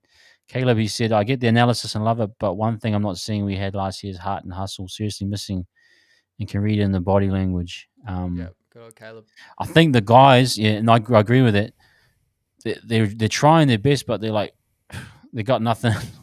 I feel like Yeah, they're kind of there's nothing in the head's just going as far as it can, yep. and they're trying to g each other up when they score, but it's still like there's some validity to what he's saying. I think a little bit. Yeah, a little bit. I think like, again, like my whole look on everything is maybe we are like the system that we're running defensively right now. And I love the system and I think it's incredible if we were able to make it work and it really can drown out teams and do exactly what the Panthers do, right? But maybe there is more questions now to are we a team that can do that? Like we can do that and look amazing, but there's been more games than not now that when we do that, as soon as teams get past that for a little period early in Yeah, the game, and in that middle block, the boys fall off their tackles because they're working so hard to hold teams down on the other end. And the boys turn their heads down straight away as soon as that doesn't go their way. The boys just got to get that. Probably adds to that comment too, is maybe just more mental fortitude of just going, listen, don't get your heads down when that doesn't happen. Our defense doesn't stop within like holding teams down the other end. When it goes down our end, work twice as hard as well. Like we need to really cover as much as we can on those tackles. Maybe the boys are tired there, but maybe fitness is a thing. Like there's a lot yeah, of like things that could be in play here. You know what I mean? So yeah. that's my only argument to that. And I think it's not like it's not correctable. This stuff I think is all we can all get on. 100%. We can fix this. We can get on a run. I Yep. think it's little tweaks. It's getting guys fresh too. I mean, great to get Zion's a run. Great for Laban to start. But Yep. remember, these guys have only played 1 or 2 games. Like Yeah, exactly. we're not, we don't have guys like Marata coming off the bench with over 100 games. I don't know if he's got 100, but or Jazz Yeah. 100 games probably. Yep. Bunty 100 games. Like we got young guys, and so there is some truth to that Nas Williams breaking news fishing Cleary. No way. No way. Big I'm sure minute. Fish would be looking at They this have going, I can reconned it change there. this. He's like, yeah, I'm out of here, boy. No. Once I said no, I think, but I do think. I mean, it's scary to think we've been a lot of us saying 13 plus most fans. We'll get back on the wagon. Mm, Now we've lost to the worst team in the comp. mm, And it's like at home on Anzac Day. It's like yeah. we need Is to regroup and like reevaluate where this team's at. mm, I still think it'd be top four. I I definitely do too. think. Yeah. I just think that we need to look at this season as a totally different way, and that we we're actually got to have to regroup and kind of refigure things out a bit. Yeah, yeah. I might try and do some more deep dives and really try to figure things out too. Of like, because there's a lot of things, there's a lot of positives we have in these performances, but what hurts it so much is that the big negative is we are losing games and we're losing it to like one of our stronger points in moments too is our defense, especially down our back end, especially we're seeing last year, although our goal line defense was actually really strong in moments too. Yeah, So, yeah, it was. but like our positives are like there's moments in the game where we can drown a team out and really, really turn the pressure on. If the boys really get their game plan right, it will come off and everything will go right. But it's really hard to say that because every time we are losing at the moment and it's not really looking that way. But I'm sure like every coach, every commentator, every player will look at these performances and say like they got something there. It's just they need like something needs to They need to fix up on these little areas that will help this game plan really grow. And that's the really Yeah. big thing of it. When we do look at the amount of players we've used, the amount of combinations we're changing now, the amount of players that are trying to fill in spots. Like we had 2 edge back rollers that have now switched either side. Like every time I see Laban, I've always thought Laban was a right side predominant edge back roller. Now going into NRL, he's now become a left side edge back roller. Yeah. And that's Yeah. another thing too. Jacko Ford's been our left side edge back roller, goes to the right side in this game. Like, Yeah, that was too. Yeah, it's too much in too it's short a time. too much in too short a time, especially with the little boys. Everyone's saying we're tired. We're tired, and this is the big thing at the moment. We're tired. Injuries are hurting us. Boys are switching different positions currently right now. That pie the boys need to come back, and the boys need to come back off injury and get all ascendancy through the middle and start turning performances around and really get us believing in ourselves again. Because there is moments here, but it's just really hard to say the positives here when people are just always going to relay back to. Also, we've just lost to the worst team in the competition. Well, I think and maybe we're not converting opportunities, because if you think about it, Tohu could have scored if he had a bit more pace in his legs. Remember that towards the end of the game he came on and he got caught at the goalpost. Yeah, I thought he was actually gonna. I think that was their opening. If that was either Dylan Walker or whoever, you should have scored there. Just a little bit slow. There's a few other opportunities, like nitpicking the play the ball with Egan knocking on. I thought it was a bit too far, but that was another missed try. You know what I mean? And we could have got over it. But I think that the attack isn't the major issue. No, Think of the tries to add in. Well, he nearly scored. Did he score 2 or did he just score 1? He scored 2 in this one. Yeah. But that's example of when we're breaking teams down and we're moving them around. We can go through the middle like that, and that's great, But it's just again, you cannot defend the 27 points. The soft one to Fafita. I can give Dallin a break on that second one, but the little jam on the first one, and then was a problem. What was another one? I can't remember the other ones. There's a few other ones. AJ Brimson one was a really good. Brimson was just. I'm pretty sure. Yeah. Yeah, and Laban just overshot that a little bit, I think. That one. That was. Yeah. That was Tanner Boyd, dummy and go. Tanner Boyd, and then Brimson got another one, eh? Yeah, Brimson got another one later on, which is off for feeder with the the offload. Yeah, so it's just if you can't, that's unacceptable at NRL level, and if the data's there, and unless we can kind of really tighten it up, it's a thing. But you guys, I just want to shout out Jazz Tamatesi. Click the like button, please. 100%, Jazz. We've got 105 of you in here. And Ash has been putting in the hard yards, answering all your comments. Let's get those likes up, man. Appreciate it. Appreciate everyone there being in here. Absolutely awesome.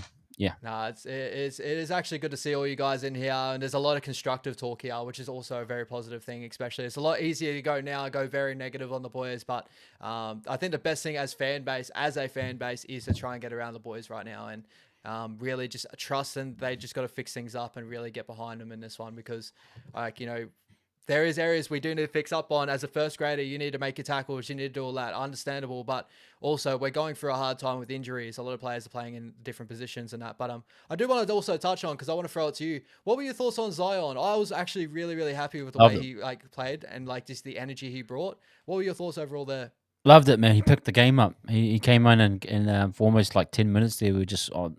We got a few tries off of his energy, man. So I just loved it. Loved what he brought. I love that he didn't, make any errors. Played a clean game. Yep. Sometimes young guys come in and they want to try and force things, to show the coach or whatever that hey, I'm ready, and he just stayed within his pattern, man. I mean, he ran some nice lead lines. I think again when you're talking about guys drawing attention, like a new Cordair, I think Zion's one of those guys that can draw attention, Yep. And with more time, he'll come, and if he's integrated properly, hit him on a short ball, or even just use him as a decoy, you'll get those little bites, and then Egan can work off that, and vice versa. So, yeah, I thought he was really, really good. Yeah, I thought it was definitely a positive look of Zion, especially when we're trying to look into the future of what he can grow into. If he's got this sort of mentality every sort of game, his aggressive run style, and he didn't look like he dropped off during any of these minutes too. I think he played a solid 30. Yeah, he only played a solid 10, 15. It Yeah. felt like he was out there for a little bit longer. But if he doesn't have a drop off in the way he runs the ball, the way he goes about his business, especially defensively, made 5 tackles, didn't miss any. I know it's in a short period and that, but still really good signs there. The future is bright for someone like that, and maybe could win himself a bench role later on in the future. Sorry, KM. Shout out KM. Thank you. Yes, Dinsey it can was. Marcus and Katoa's a better. Are you a Dolphins fan? Are you? Yeah. Stop that. Stop that. But Give us a like while you're here, anyway, buddy. Before you appreciate and it. Brody Blake, near injury free year last year, wasn't disrupted in the squad, in and out. We had our injuries, but yeah, I mean it's Wasn't too crazy. like what we had Jazz go out. We had a few weeks of we had more sin bins last year. We had more like suspensions, eh? Yep. I think we missed guys for a week, but we haven't had this type of injury toll where it's like guys are gone for a long period of time. So There's yeah, a big one here from Joey. Injury update from me. I saw Rocco Berry come off last minutes with a dislocated finger, hence why Laban jumped out on late. So next week we could see Pompey or Ali Leotor in that 3 jersey. I'd probably sway away Ali being on that right side, unless we want to push Rog to a right side, which I hope we don't do. Keep Rog on the left and try and make him learn that. But out of the 2, Pompey could cover on the right and could do a good job, but Ali... Actually, they're both playing left side at the moment too, so maybe Pompey will be the one to cover, being the more experienced number. What do you reckon there? Yeah, probably. Hopefully it's not too bad. Well, I think Leotoa played a good game against the Breeders last year. I mean, I think we're just looking for anyone that can kind of do a good job. Yeah. If it is Pompey, I mean, it's going to be okay. But Leotoa has the X factor. He's got the speed. He is the future. Does Webby want to let him in now and get some reps? Yeah, there's a big question to ask, but yeah, just we're really tested. I think, I think it's like we were tested, but I don't think Webby was thinking we're going to be tested this early in this much. No. So I feel like a lot of these guys haven't had massive reps, and they're just lacking experience. I mean, like I'm talking about the Laban that he let the try into Boyd. That's just experience, That's just a young guy. It just takes time, and I think that's where Webby's like he's trying to ride the experienced guys for so long, but now they're breaking down. Like I even think Egan, when he pulled up with that knee knock, I was like, he's just showing vulnerabilities of like just fragility. Yeah, and like that's the knock on him. Literally for Origin and for us too. In 100%. Terms of we're losing. We haven't for the last 2 or 3 weeks. We haven't seen much from him in terms of ruck. And let's not say it's on him. He's not getting obviously the speed of play ball that he needs. But maybe he doesn't have that. Yeah, we need to look at probably when Freddie Lusser comes back, how we can kind of like I think for Egan he might be the off the bench type best hit. Yeah, I don't know. I don't want to keep throwing that up too, because it's also like I feel like I don't know. Egan does a lot of his best work too. It's like setting up things a little bit later on in the game, and that's where his deceptiveness does come from. So it's tough, man. It's like we are definitely getting tested. It's more defensively. Hey, it's more he's getting absorbed defensively, and then when you're giving to off attack, I think for us, like teams are saying like, yeah, they'll throw the ball wide, like they'll have really good shape to start off the game for 20 minutes, but if we grind them down, they'll fall back into the basic patterns. Yeah. That's what I'm thinking teams are thinking. You're 100% right, because I think it's been 2 weeks in a row or close to 3 weeks in a row that Wade Egan's actually topped our tackle count currently at the moment. He's topped it tonight with 49. I think a couple of weeks ago he hit like about 50 over 50s, didn't he? Especially in that 90-minute effort with the Seagulls, he got through a ton of tackles too. So there's definitely validity to that argument. Maybe teams are targeting more. So I don't think there's anything wrong with his offensive game. He can dissect any markers, bro. But it's just the energy to kind of like when you're doing it hard out of your own end, you're like, I'm just gonna pass this one off. It's just the little mental games, because sometimes you're just like, no, I'll just pass it. And Chan's again, he's stepping up massively, but bro, it's like but sometimes you're like, you might lack that energy to go to push that marker, because they might be there, and you're just like, no, I'll shift it on. But I'm just making stuff up. Might be. Yeah, 100%, bro. Like a lot of it, like the boys offensively, they all got through their numbers incredibly. Like Chauncey 262, like Adam Funnell, Blake 2 line breaks, 2 tries, like and he still hit 222 meters and that. It's like we don't want him to hit that because we want other people to hold up that weight, but there's no Yeah, one that's going to hold up that weight when he comes off at the moment. Like we don't have Murata through the middle, which is probably what the plan was. Murata was probably hold up through the middle yeah, there, and we don't have Jazzy there. We don't have a lot of these players that can cover when these boys come off, and even then before that, that was definitely to our deficit. When Ads comes off, who do we have that's going to hold in there too? And there's a yeah, lot of arguments to that now. So Ads getting through big minutes. Mitch Barnett 164 meters, like. The boys, the effort wise is there. It's just yeah. The effort. defensively, man. I think it's like, that's why I've always, when someone gets 50 tackles, yeah, but if you lost 30-6, what was the 50 tackles for? It's Yeah. like you almost want guys to have like 20 tackles and have 100 run meters, if they're a back row or whatever it may be, and that's a good sign that you're on top. But I Mm, think the big thing is like, yeah, we're just sort of. Yeah, I just don't want our guys like. I think for a great example was Zion coming on. It just lifted everything, but we need the impact almost all the time. And I've talked about this, the ball and play style that we're mm, playing. Like we're choosing to play this style because we think that yep. we're going to go, and then it's almost like guys are too tired at the moment, or we're not playing the style that we want. We're playing the style that we want to play, but we're getting outplayed by our own style. Yeah, because we don't have the cover for You it. have the That's the cover thing. for it, and it's Yeah. like I think that's where the frustration is because when Zion came on, we weren't changing anything strategically. We just No. did more of what we could, but the line speed was better. The lead runners hit the lines hard, and then Yep. it just generated some more momentum. So I think it's just kind of like we need more from obviously the bench, and but guys are running tired. I think Ribby has pushed them to the brink in some cases. Yeah, I do believe that too. In some cases as well, I think there's validity to that. I just think that injuries really hampered us from really playing our style that we really want to because we still play it, and I think that's what's frustrating for fans to watch too. Is like there it will come to a time where we get our like proper first graders back that this will look a lot better too. Like I really do believe that. It's just at the moment that we're just not. Yeah, there's moments in the game where we just lull out, and I think this is a good comment here too, like from Brody Blake as well. Like, shout out, this is actually my bro that actually plays like he's a gun, he's a gun. Oh, awesome!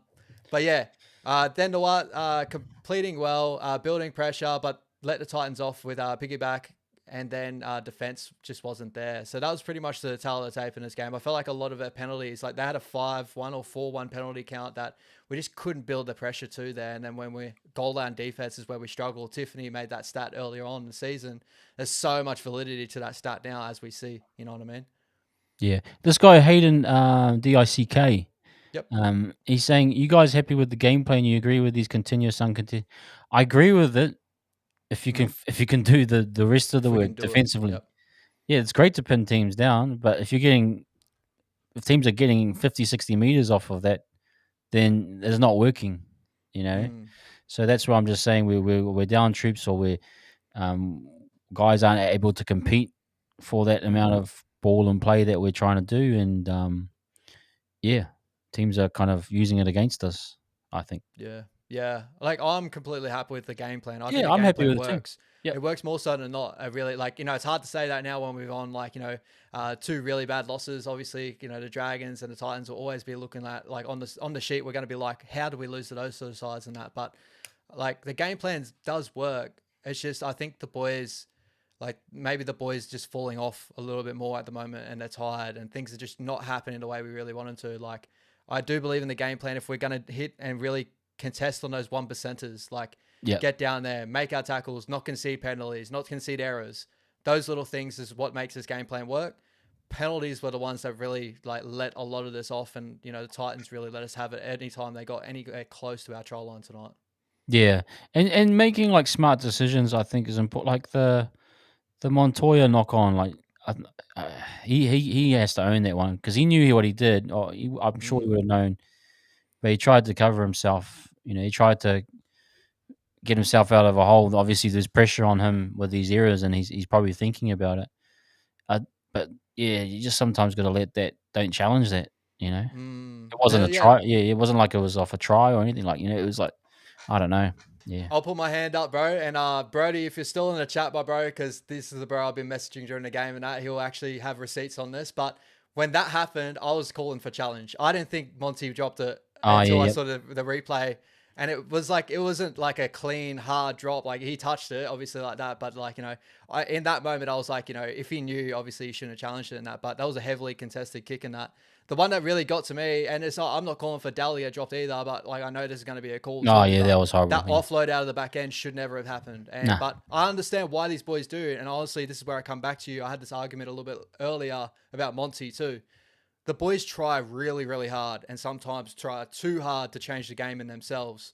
And that happens in moments too. Like Dal felt like the scoreboard pressure was getting to him. Yeah. The offload out of his back end. He wanted to do something special to hold up the boys and to get the crowd heavy. But that's not how you win games, unfortunately. There's sometimes Yeah. you do. Gold Yeah. Coast sometimes can throw an offload and things happen and amazing. But, it's hard to over a period, that's what wins games is just holding onto the ball and getting that, through things. and this is a frustration game.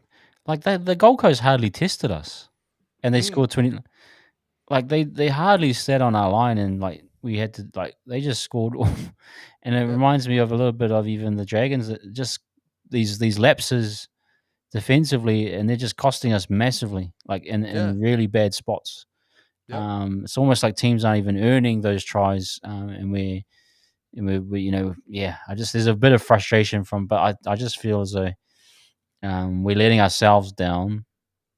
And teams are just, man, they're not even having to work sometimes for some of these points. Yeah, you know what I mean? A couple of tries off the scrums, stuff like that. Yep. Like, we should be defending all them. Like they're the really bad ones. Like, I know you get caught out short for numbers and stuff, but just moments like that, we need to scramble as best as we can. And I think, as I keep touching on, we do a lot of our best work down the other end of the field defensively. When it comes down to the late to the game, middle part, and back end is where we need to fix up on mostly. Like when we get into our grind of footy, we can really hold a team in and do really well there. But as soon as the team breaks out of that, that's where we fall apart. And they had a lot of ruck ascendancy in this game too. Like for me, it was a lot of I was thinking the referee gave them a lot more time, holding and wrestling, and that's credit to Desi and stuff, because the Titans wrestle was incredible tonight and they were awesome. That's not, you don't put that up to the referee too. Like we had time to wrestle too. And we weren't really doing that as much as we could, but that's where we sort of lose it in the middle game. And then when we go down to our back end, we just can't cover, and there's no cover tackles. And I think that's the big system we need to really look at, is that right side currently right now. We've seen it now, and we've seen it for consistent weeks. That there's questions there. Like now there's questions there. Yeah. And the soft tries like the Fafita one. Look, like there's 2 meters out and he reaches out and scores. It's just like Benny Hunt last week. You just can't have those. And that's a bad sign, because it's showing that you're vulnerable. But like I said, if you looked at the Titans, they were so pumped. I mean, obviously they're pumped to get a first win. But also pumped, like they've been through the ringer. And I think teams are aiming up massively. Yep. And these are good coaches that can get their teams on fire. Yep. But they're telling them boys, you'll get a big wave at the start, but we'll get them throughout the game, which is alarming, because you don't. You want the coaches to tell the guys almost like how they face the Panthers. Guys just. How was the Seabold last year? Guys, kick on the first. That's the only way we're going to win. Like you want them to feel like there's no other game plan than kicking on the first. Exactly. And have that intimidation factor or something. You want them to be intimidated about. When one team does it to you, it's not a good sign, because the rest of the comp can look. Oh, okay, the Warriors aren't that strong. Oh, well, there's a chink in the armor. The armor, and once it's out there on the tape, unless you correct it, Webby said, "Hey, judge me." He's saying about the Dragons. It was a one-poor game. Over the last 18 months. He said, let's just hope it doesn't be 2 or 3. Well, it's pretty much 3 now. If you really look at it. You better, before teams really, get pin their ears back and really up for it now, Obviously the big thing is now is trying to rebuild that and try to rebuild the whole thing of we do. Because a lot of teams are having they're better games against us now. It's because they are trusting the process and they trust they can get to that era at the moment of being our right side. We were so, I felt like as fans, we were so stuck into how we weren't scoring as many points as possible when we can. Like, early on in the season, people are going to understand defense is really what is key in the competition early on, right? Our attack will come. That's always what will come. But defense is built early on in the season, right? Yep. That has not held up currently now. And this is the thing, is that we got a 3-game average now of the Seagulls, the Dragons, and the Titans all putting 20 plus on us. And that's where we need to clean up on. It's not like, I know attack is something that everyone wants us to look amazing too. And as Warriors fans, we've seen amazing attack in the past. Like, we understand that as Warriors fans, we were one of the better attacking teams in the competition, that will turn up one week and we'll put 50 on you if we really wanted to. We've seen that before, right? But we need to focus on defense. That's the biggest thing. We need to get this defense right, because no matter what game plan, what we'll play with, like, we could play like the Titans and Manly last week and just throw all attack in the win and have a 30-30 score and go back to being that team that's inconsistent. Yeah. That's the thing. Consistency comes from defense. It doesn't come from attack. The issue I've got with, I think Webby should get the double subs, how Penrith do Fisher and Leota at the 20-minute mark. Paul both add AFB, and he hasn't been able. He doesn't trust anyone at the moment. Yep. Like, I don't think Ali is the same as what Bunty and Jazz doing in terms of like controlling the ruck cleanup work. I think Ali is more of an impact runner. Yeah, he's more what Zion was doing today. He's more of that in the back end of the game. Yep. But we just can't keep pushing guys like AFB. Like, I think Barnett came off for Walker, but AFB stayed. Like, we need to get both of them off. We need to get back to that type of a system. Yep. But Dylan Walker was really good. I think he's just finding his feet again. He's a good footy player. He just, I think we need to. Yeah, he just needs another extra game. So we're kind of caught in these really tricky positions. We are. The team's kind of like in a drop. And let's be honest, they're in a kind of a lull. They're falling off. But then you're trying to integrate guys while that's happening. Yep. So Dylan's just come back, and then you're moving Jacko forward to the right edge, and then you put Laban out there, and then Barnett's filling out at left edge, and it's just too much. It always sucks because I, as I said earlier on in this, like, I don't want to be a guy that keeps repeating myself and saying, like, I'm not trying to create excuses for our squad, right? But there is facts that we are dealing with a big injury crisis at the moment, especially for the middle. And you kind of answered your own question too with the double change and stuff. Like, Webby probably doesn't trust these boys yet. Like, these boys are yet to see, like, whether they can hold up to that. And if there was Bunty and Ale, or Bunty and Jazzy, he could do a double change. He could bring those boys off, get them rest. Like, he could do a triple change. He can bring Tohu off and have a rest too. Run Dylan Walker through the middle, and would have the ascendancy through that way. But he just doesn't have that at the moment. I feel like he's trying to run this game plan with all these boys to see who will stand up and who can hold up with that. But it's just not happening, and then he's not trusting in that now. So he's not going to do the double change. He's not going to really trust in the Mai'us and say that, all right, I'm going to put you on for 30, see if you can do 30. He only played 15. Like, even though I thought he played 30, but he only played 15. You know what I mean? Like, that's where it comes down to it, right? So he doesn't trust in these boys yet, but that will come. And that's the biggest thing is, like, we could look at this 2 ways, guys. Like, we are definitely in a negative spot right now. We are losing games. We've lost 2 games now to teams that a lot of people wouldn't have put anywhere close to maybe top 8, especially the Titans after the start of their year. I don't think anyone had the Titans anywhere close to being one of those sort of sides. But there's 2 ways to look at things. There's a positive way and a negative way. The positive way would be to look at it as least we're getting these games out like we are right now, and we're learning the lessons right now. The negative way, if we want to take the negative route too, guys, is also going, yeah, but we're in a lull. What if we go through more of a lull? We're going to go crashing down. Like, I try to choose the other side and just say, listen, we're getting the games out now. We're learning the lessons now. When boys come back off injury, they'll spark something really, really nice. Yeah. And then we'll build combinations mid to late this year. But the big games we need to be circling. We got the Knights next week. Hopefully get over the top of the Knights, because we don't want to be on a 3-game losing streak after a 3-game winning streak. And also, then we got 2 big matchups, the Roosters and the Panthers, before we get a bye, and the Dolphins, but before we get the bye. So we've got a really tough run, especially with all the people that are trying to come back and when they're actually available to come back. So we got to be positive that when these boys come back, hopefully everything would be what we say it is, because there is good performances here in with bad performances. That makes sense. There's good things that we can look at, but you guys get the choice. Like, do you just want to look at it negatively or do you want to look at it positively? It's okay to have these chats about it, have constructive conversations about this is what we need to fix up on. I think we all agree. Defense, we need to fix up on. We still need to see that left side attack get to a point where we're like, okay, this looks good. We can go both sides. And just consistency. And that's the big thing, the three things that we need to look at. But we got to understand that also it's a long season. We can change that. These are things we can change. Yeah, we can. And I think, we just gotta, I think change expectations now. I was thinking things would just roll off. We thought. I think I didn't think we'd all. Roger hasn't maybe scored one or two tries so far, and that was probably from fullback and wing. Hasn't yet scored from a centre. Not saying we quit on it. I'm just thinking like some things haven't been fully, haven't worked to a full effect yet. Some of those changes, obviously, we're still kind of struggling. We're struggling right now. And I've got no excuses. I don't think there are any excuses. There's no, we can't jumpstart this season. I don't think there's no way around it right now. I think boys are got to figure it out.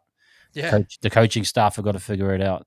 Strength and conditioning, the whole club need to figure it out. And they're gonna have to build into it again, like we're talking about. They're gonna have to build into the season. I don't even think it's a given at the Knights, even with Ponga or anything like that. I think you're gonna have to really work for each game now. And you're gonna have to really fight to sort out your penalties, your errors. They're compounding almost every week. That's my kind of where I'm at right now. Yeah, 100%. I can't wait. I actually can't wait to do a deep dive and really figure out what's the real key stats that come out of these three performances, because we get a really good rolling average here of the 3 games here. What can we look at? Where are we faltering?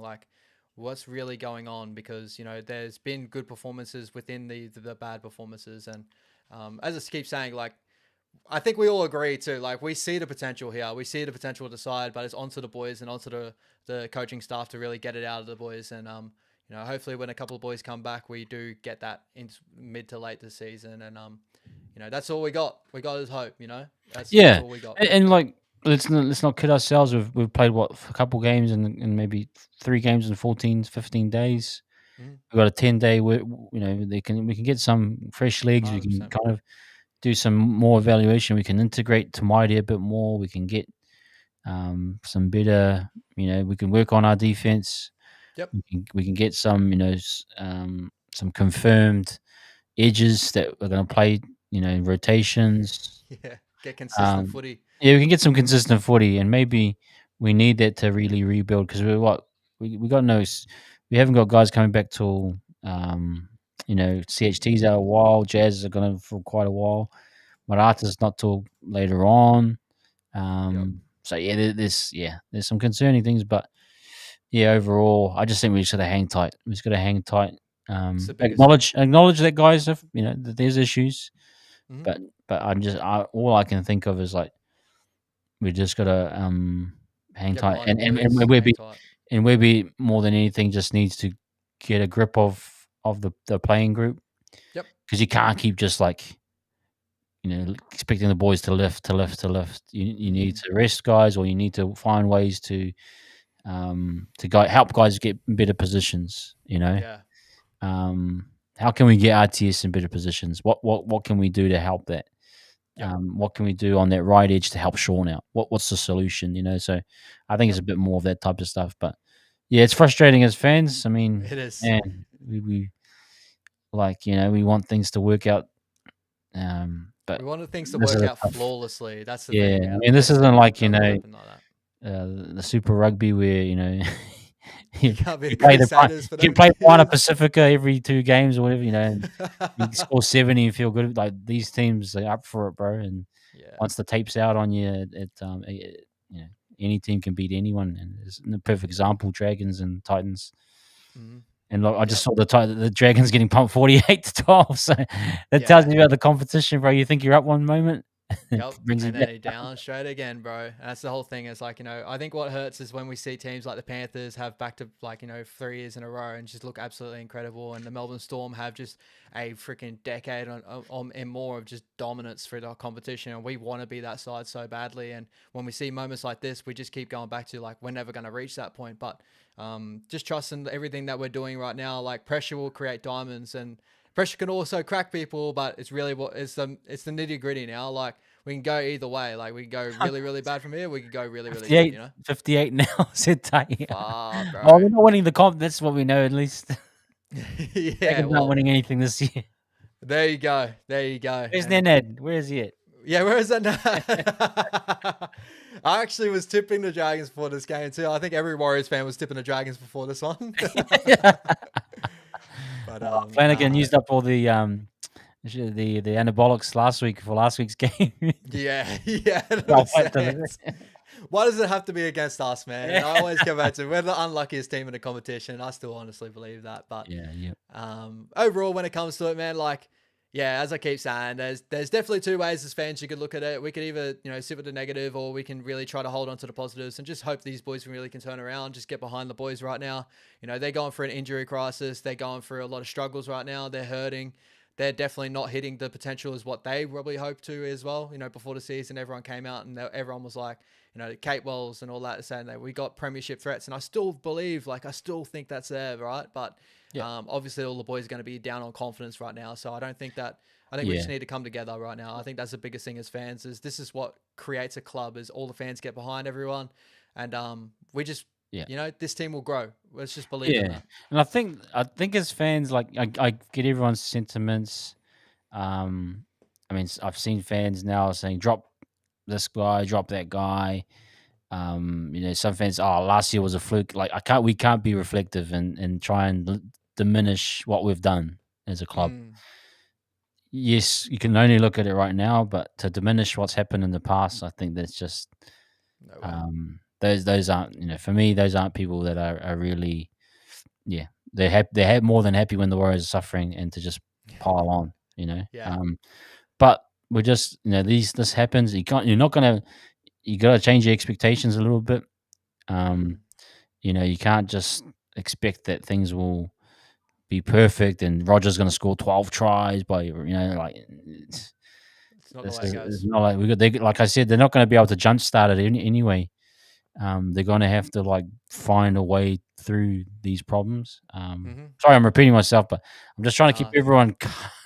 That's what we're doing. It's hard to keep everyone calm, and we're acknowledging we're not saying everything's perfect and roses, but I'm honestly thinking I've been thinking about it. If you push RTS to the left wing, it's not going to change much. No. If you do these changes, you're still going to get the same results. Yeah, that's what lost us the game tonight, bro? Yeah. What lost us the game? Yeah, I just think it's just purely down to ultimately the middles are struggling right now, and just but if you're going to think RTS will solve things for Montoya, but he's not going to get any better ball. And again, we can't think of this guy from the 2018 Roger. No, it's a different Roger. So yeah, I just think people need to changing this guy and that guy and all this stuff. There's no one there at the moment. You can't even. No. You have to go to Setu too. How many games experience has he had? One game. Well, if he does 3 knock-ons and makes 3 bad reads, are you going to get rid of him and bring Montoya back on? You're going to be off him again. Exactly. Yeah. And you're asking guys like Leatoa to come in that haven't had NRL experience. No. I'm just saying, just hold. We're not saying Bradman Best is ready off the bench, or Bronson Sherry's ready. Well, then obviously change him. But where our depth is right now, you're asking Leatoa to come in a tough spot. You're asking Setu to come in a tough spot. Yeah, it's not going to be as rosy coloured as you think it may be too.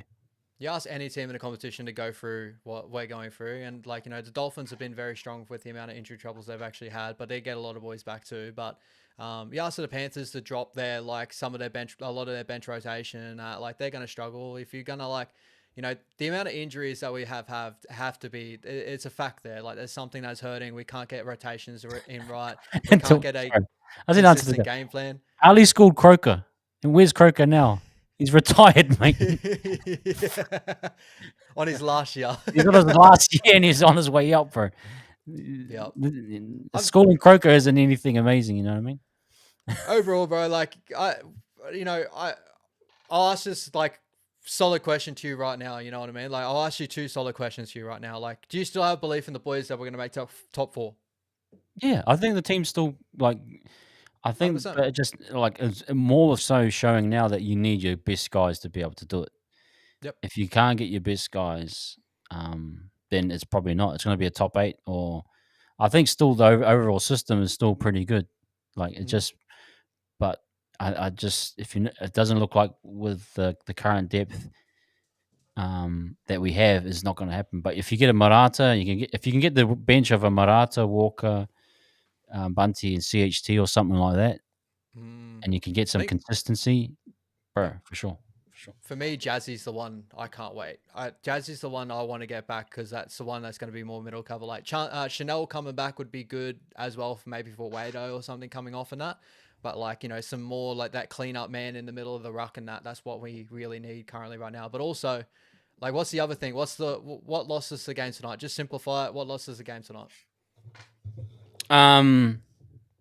Yeah, I just think I think it's the grinded out like the style that we play, but we're just ruining that style. Yeah. For example, we were like 12-0 up, everything was going well, and then they attack our left side, and they score. It's 12-6, and just compounded from there. It's like, well, if you're trying to build pressure, you got to be able to limit your errors. If you want the ball and play, and you want to play a grinded out style, you have to be able to defend and focus. You know, be able to defend on your goal line, because it's and just if you're continuing to have those issues, then you're going to get in games like this where you're going to be 18-0 down, and yes, you can go into your systems and you might get close, but ultimately you still lost.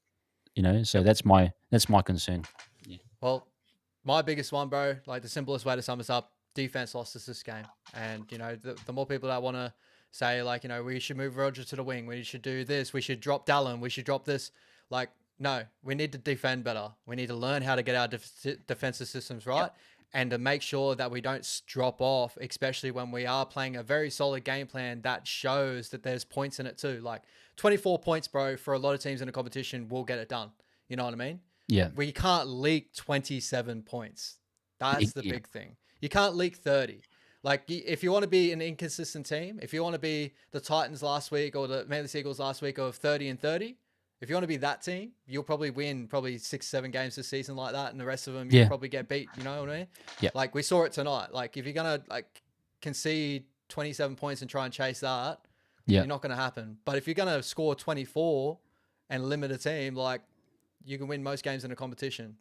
That's my biggest look at it overall. Is the easiest way to look at it is defense is what we need to fix up on. I don't care about dropping players left, right, and center. I think we just need to get a defensive system set, because it showed it work last year. We can defend on our goal line.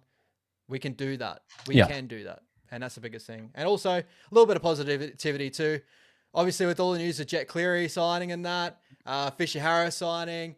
Our, junior system, we've got a grand final on, I think it's Saturday. Is it Saturday afternoon? We got the Harold Mats and that. Yeah. The club overall, take a step back.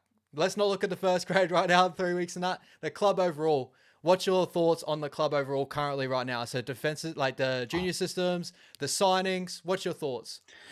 Just honestly, bro, just awesome. Like, we're the flagship for what any NRL club should do in New Zealand. If you're going to get another one and put it in the South Island, you got to do it this way. You got to have your Harold Mats. You got to, it's just awesome. Like, I put a post up on the page to the boys making the final. I just said, it's so lucky that these boys, all 23 of them, or how many are in the squad, they would have had to go to Aussie to get a chance 100%. to do what they're doing right now. Like, that's scary to think that we kind of, and it's kind of weird way, but it's like we saved 24 families potentially from letting go of their kids at a young age and living in Aussie with either an auntie or an uncle, or having to move the whole family over. and try and find their way through Australia, which is great but culturally it's different. Sometimes families get lost, and Yep. we've helped 24 families be able to help kids live their dreams in New Zealand. That's the bigger picture for me. It's a positive. Them playing well is a bonus, like doing what they're doing, but the fact that the club has been able to help produce New Zealand quality talent. And it's like, we don't get these kids going over at 14 or 13 and playing Origin. Now they're from in Mozzies, they're you got your Bent Teals and your fake Queenslanders. Just like we're trying to do a Jet Cleary. Yeah, you're trying to do a Jet Cleary. Trying to get in to play for Achilles. But yeah, you don't get much of that.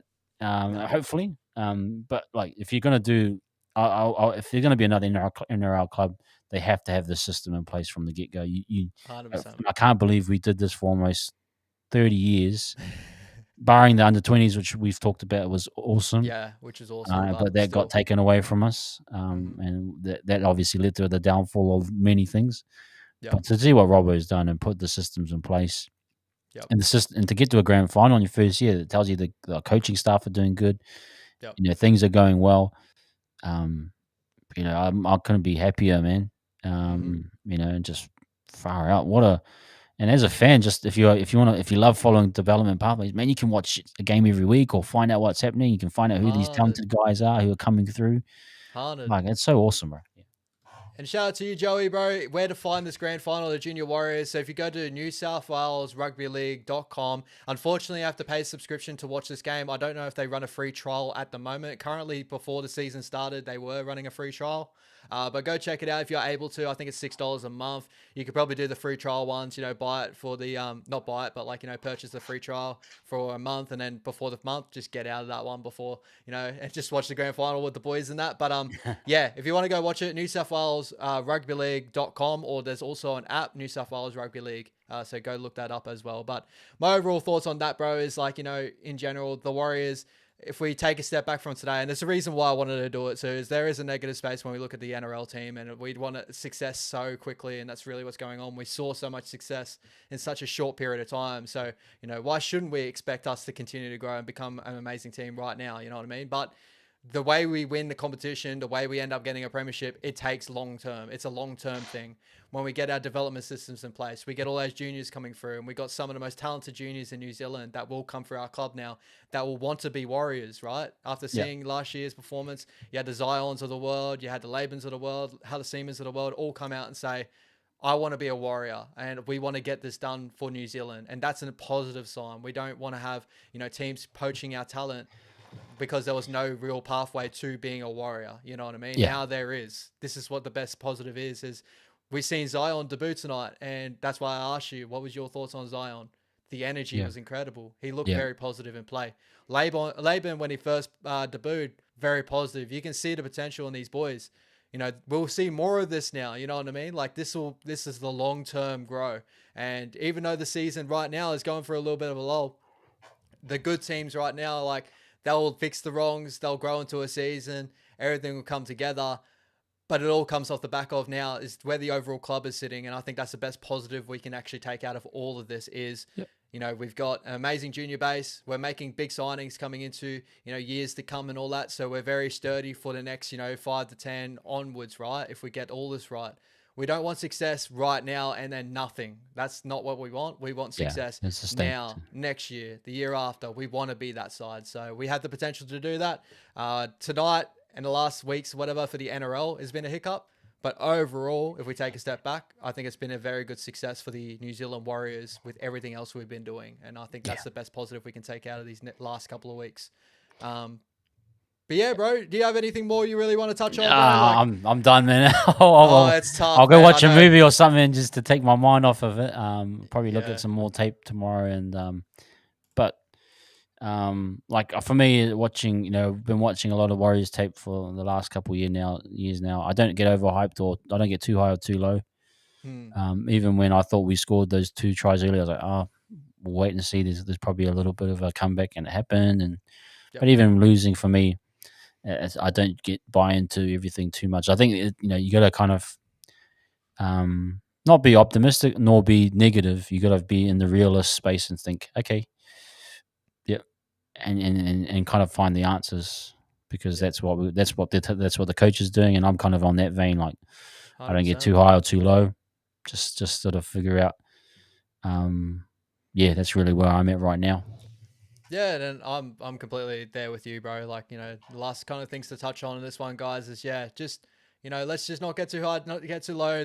Our job as fans, right? I understand there's bad performances out there, is what it is, right? But our jobs as fans is just to stick around the club and to stay there, support the boys. That's what we do. Like, we love this club for a reason. I think we all need to look into that. And just get back on the back of the boys. They're going through some injury troubles. They've now lost 2 games that I'm sure that all the boys would be like, how did we do that, right? But they need to learn. They need to grow. And us as fans just need to sit back and just go, hey, we can trust in the boys. They can get this done. They can fix this up. They're first graders. This is what they do. So let's all back each other. Let's all have some fun. Wahsup TV. This is what we built. You know what I mean? This is, and I'm loving the banter. Analytics. I'm loving the comments coming in. Guys having a little bit. Yeah, let's have a little bit of a laugh. Let's have a laugh. This can't be pure seriousness. But it's nice to see the Dragons lose 60-8. Of course, that just happens, right? Like I said, the PEDs are a little bit off. The dosages were a little bit off for this week. And that's what I love about. I cannot wait for the mean feed on Monday too, bro. I can't wait, because you guys are amazing on that. Your chemistry and all that, and you always give it a good time. But overall, guys, hope you guys enjoyed today. Hopefully you enjoy. We're going to be obviously doing a little bit more on wahsup TV in the future. Me and Levon are doing a lot of work in the groundwork, just like the Warriors are doing. We're trying to build into such a successful club. We're trying to build a successful channel with them too. So keep an eye out on the channel. There's a lot more to come. Levon are going to do a lot of groundwork this week, deep dive into what's really going on around the club. Obviously, we're trying to give you as much as we can after just seeing one look at the game, but a lot of the time when we do our best work is when we go away, sit with things, check what's going on, and really come back with you guys with a really nuanced and good arguments towards all your questions. So appreciate all you guys. I love you guys. Pick up the chat, man. Love you guys. Amazing, guys. You're all incredible. You all turn up. Everyone turns up. I appreciate it. Massive. Incredible, man. Incredible. But let's back the boys. It's always up the wires. Keep the faith, as we all know. More for the future. Let's go. On to the future. Let's go. Appreciate you guys.